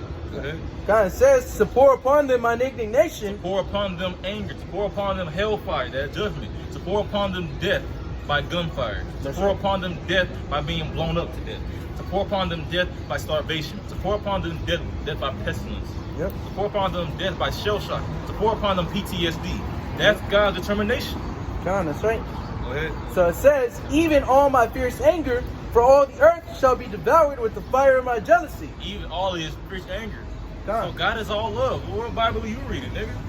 Yeah, Which, well, I want to point out, that this is the Most High's plans for who? For the heathen, all right, including 2/3 of our people, those heathens as well, all right. But for all of Israel, all right, whenever that time, after that time of judgment comes, what then? It says, verse 9, for then will I turn to the people a pure language, and they may call upon the name of the Yahweh to serve him with one consent. From beyond the rivers of Ethiopia, my suppliants, even the daughter of my dispersed shall bring mine offering. Even the daughter of my dispersed shall bring my offering. Yep. So whenever you read the Bible, the true Israelites, the true sons and daughters of God, we've been dispersed. So who is that over there in the land? And why is it that over there in the land right now, they're bringing Chinese people and East Indians in saying, oh, these are the lost tribes, man. But then with the black Israelites, even some they were born over there. You niggas, like, goddamn, you ain't gotta go home, nigger, but you can't stay here. You know? Why is that? Because our people have been dispersed. As according to the curse. You can't make this shit up. This is happening in real life. You know? This is reality, man. Hey, these prophecies are hopping off the pages, man. Popping like popcorn, as they say. You got it. God says, verse 11, in that day shalt thou not be ashamed for all thy doings, wherein thou hast transgressed against me. In that day you should not be ashamed. Why? Because now we're going to have the understanding. This had to happen. In order for us to understand, all of this had to happen. All the heartbreaks and pain and the depression and the spirit that we've gone through, it had to happen. In that day we should understand, not be ashamed. Now it's gonna be, hey, you know, we all fucked up, you know. What's the shame? We all did.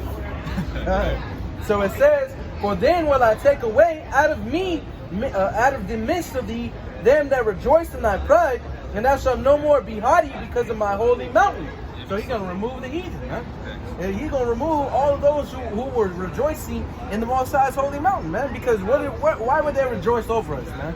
Because we built up their kingdoms, which is why the king, the king or the president of Africa, I think like a year or two ago, was like, I'm calling all my my African Americans back, because he wanted his kingdom to be built back up. Bro, he even said that. He said, we need you. We have jobs ready for you. I'm like, oh, this is how he didn't even say, hey, over here is a good community. Well, you know, it's a beautiful sky. You know? He said, we got jobs ready. Yeah. Bro, that was the first thing he said. He didn't even say, oh yeah, man, it's a gorgeous sunset over here. You know, it smells so peaceful. This nigga said, come over here and work. Get your ass over here, nigga. The Pharaoh. Treat you like an outsider as soon as you go, you're black or brown ass over there. So my ancestors ain't your ancestors. And then as soon as you get over there, they're gonna call you a kata. Which a kata is basically the African version of nigger. Yep. You know, fuck them niggas. Hey, I'm not no fucking African. Except for he's at my job, I hate the motherfucker.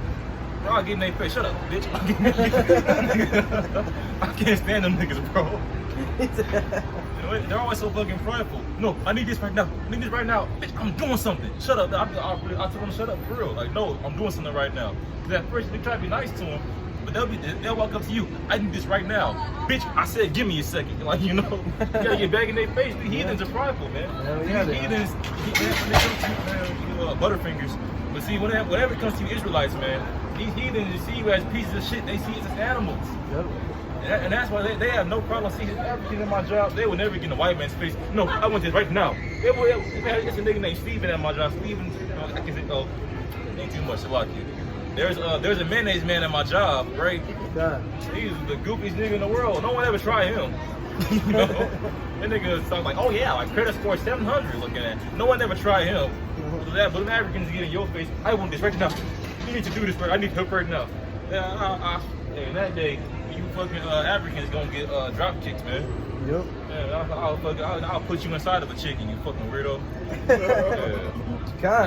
And then, bro, they practice voodoo. And this one African chick, she came to my job, and there's this one guy. He's an Israelite. I'm not gonna lie, he's kind of an asshole. But he's hilarious, man. And he hates Africans too. Bro, we're naturally different people. We're naturally enemies, man. He hates Africans. They hate him too. And I first got to him, he said that. I said, I like this nigga. You know, he's an adulterer. I don't like him like that, but you know, Jake, spirit, you know, whatever. Yeah. And one African hates him so much. One day, he got sick. He was bleeding out of his foot, some ulcer or whatever. The African was like, he's going through that because of me. I put magic on him. I hate him so much. I went home and did voodoo on him. I'm like, God damn, bitch.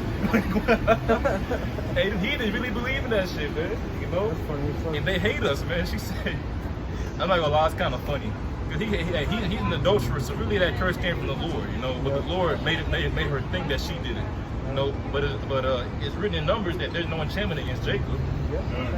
You know, but hey, you know, he's an adulterer, so the Lord cursed him with that, and let the heathen rejoice over him. That's how God works. He'll punish us and let the heathen think that they did it, so they can rejoice over us and make us feel even worse about it. We just read about it, and I rejoice over thee in thy pride, man. Facts. Yep. You know, and she over here, that he's doing this because of me. I do this to him. They hate us and they're proud of it. They rejoice over us, but then if we do it, it's hate speech. Yep.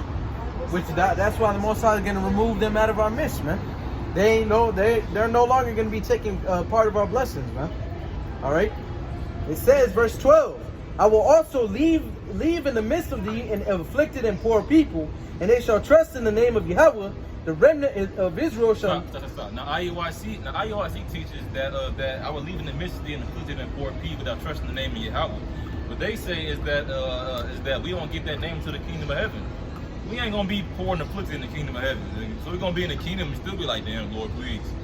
I can't. Lord, help us. Lord, like, no, nigga. We're afflicted and poor right now, and we're trusting in the name of Yahweh. How can you read this and say it's talking about in the future, man? They can do that because they're lying. Yep. They're lying to you. They're actively lying to people. They really don't care, man. That's why they sell their breakdowns for $60, $75 a piece, man. Yeah. Just a breakdown Obadiah 1. That's one chapter, man. How the fuck? You can get that shit for free from YouTube. If you want to believe in lies, just look that shit up on YouTube. Or go to church. Yeah. But niggas stay steady paying for that, man. Paying for them breakdowns. Crazy, man. And then they'll call us robbers, man. They'll call us liars. They'll call us the wicked, man. That we going on. Yeah, get out of here, bro. Alright. So it says, verse 13, Zephaniah 3:13, the remnant of Israel shall not do iniquity, nor speak lies, neither shall a deceitful tongue be found in their mouth, for they shall feed and lie down, and none shall make them afraid. All right, and that's coming, man. We're gonna feed and lie down. Nothing's gonna make us afraid, man. I mean, even to this day, you have Jake, who is in this truth. All right, that's like, man, I'm ready. Jake has no fear. The only fear in their heart is the fear of Yahweh, man. That going against him will get them killed. Now, going against him will ultimately cast a heavy judgment upon you, man. Because once you know this truth, if you come into it and then you leave, man, that judgment's 10 times worse. Facts. You know. In the head. Oh no. I know he be tripping out now, man. Hey, man, all these people who are forsaking the Lord, especially these fucking women who have abused the men, who have abused the prophet, they probably shitting their pants, man. Cleaving like oh my God. They're probably horrified right now, man. Yeah, man. I can't believe it. Yeah, you fucking I talk my shit, you know, but you know, whenever preaching, let me calm down. Yeah, man. You know, I'm a jokester sometimes. What's up, bro? But you know, you gotta have fun with this thing, man. And in the kingdom, we're gonna be doing this. And in the kingdom, we're gonna be doing this. We're gonna be sitting around in a big group, drinking and talking shit about the heathen. Yep. You know?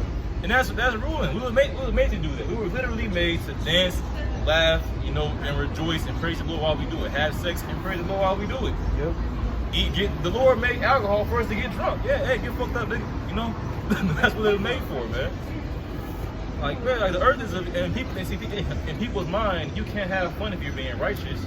The only way to have fun is to be wicked and pop pills and commit adultery and all this bullshit. You people don't know anything, man. You've been lied to. You've been deceived. Yep. Yeah, you see, the so-called white man told everybody that in the kingdom of heaven, all you can do is walk around the lake and feed ducks and shit. No, you ain't. The kingdom of heaven is gonna be jovial. It's gonna be lively. Yep. Which there was a video that this one, I forget his name, but there was one video that one Jake did.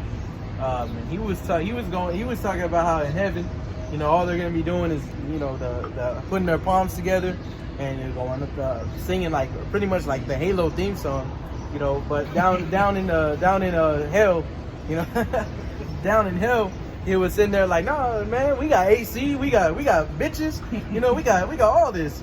Bad bitches. And he was like, and the guy that went to heaven, he was like, well, I thought we were gonna, so I'm not gonna be burning forever. He said, oh nah, man, we partying up. That's how Esau portrays hell to be, man. Yeah. I saw that video. Piece said we got the baddest bitches.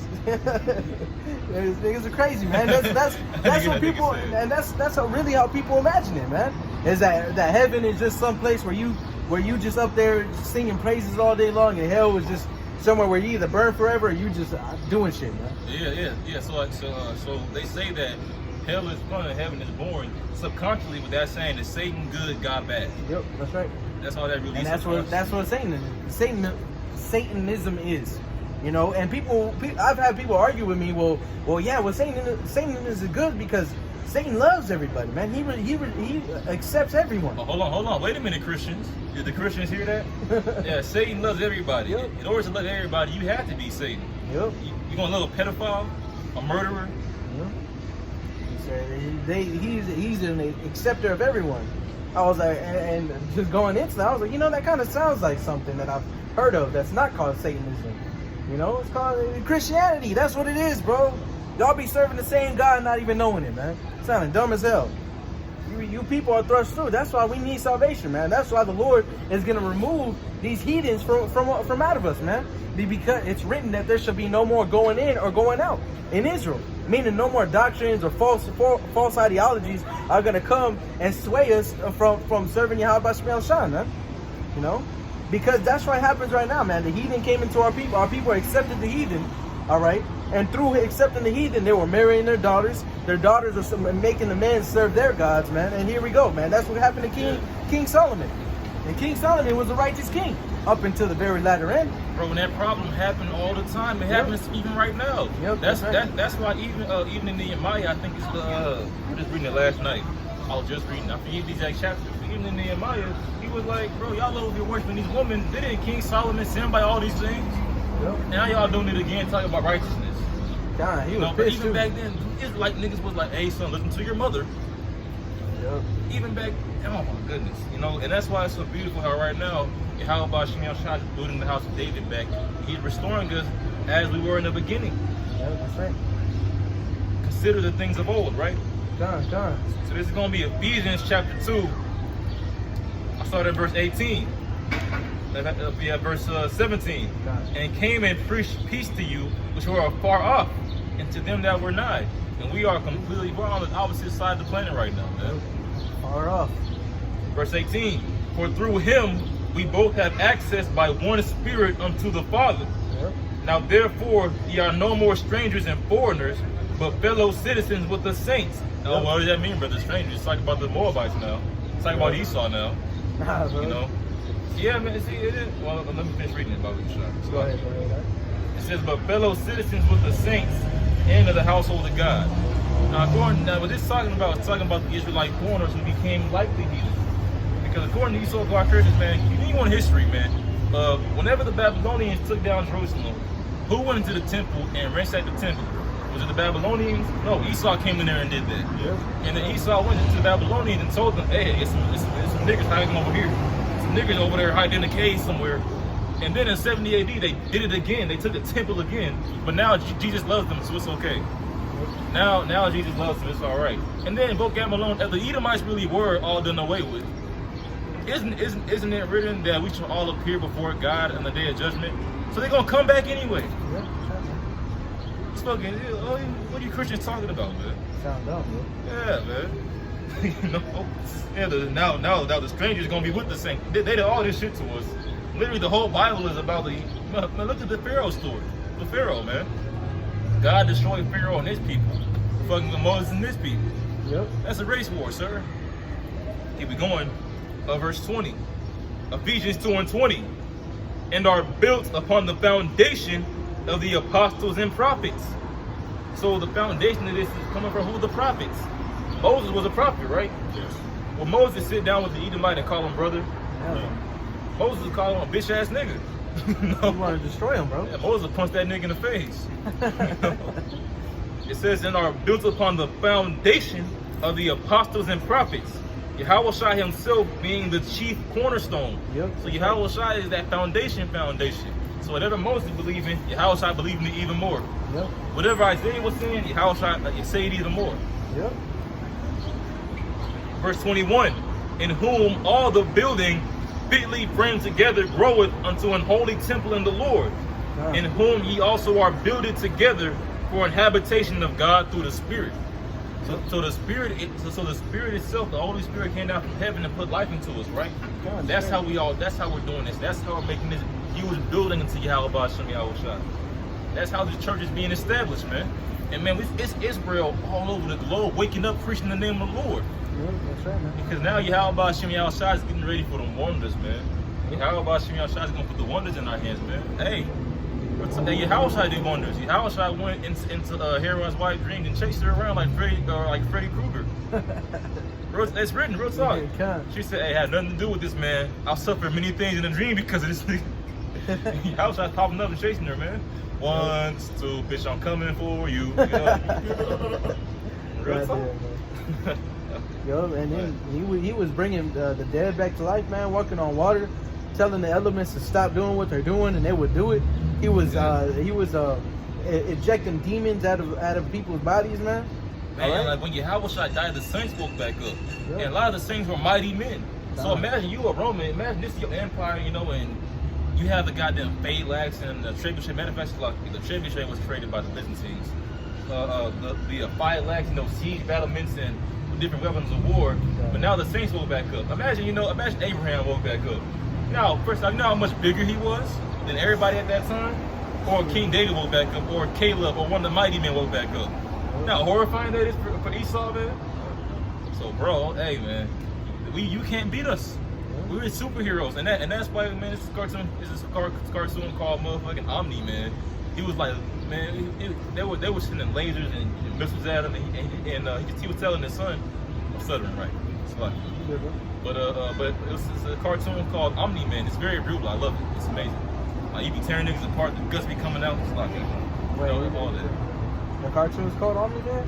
It's called Invincible. Oh, okay. Omni Man is that nigga's father, and you know he had his son. He was telling him, look what they need to mimic a fraction of our power, and that's facts. They have all these missiles to mimic a fraction. It's not even a fraction. It's not even 0.1% of how powerful Yahweh truly is, man. Yahweh made the sun. all they have is just the elements. You know, that's how they get these missiles and all of that, man. It's because of the elements.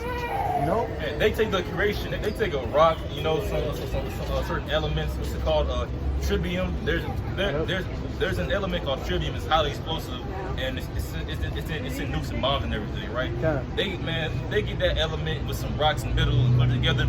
Now we can fight God. They took the creation to kill the creator. Head ass boy, you stupid. You know, it's like going down. That's funny as hell, man. It's like your comic, man, taking a sword that you drew for him and trying to fight you with it, man. Don't even make any sense. I was like, nigga, hold him up, pimpin', what you? You would just erase that fucking sword, man. Crumble the whole paper up, bitch ass nigga. It'll come, but actually, really, I would sit there and watch him try to swing it at me. It'd be futile. Like, this nigga, he can reach me. We're in different dimensions, nigga. You know, that's really wrapping up. Hey, come, man. So with that being said, man, Lord willing, this camp was edifying. And with that, we want to give all praises, honor, and glory once again unto Yahweh. Ba'ashem Yahushai, Ba'ashem HaKadosh. All right, double honors to the elders and the apostles of GMS San Antonio, the true elders of the apostles of all Israel. All right, until the next time we say, Shalom. Shalom.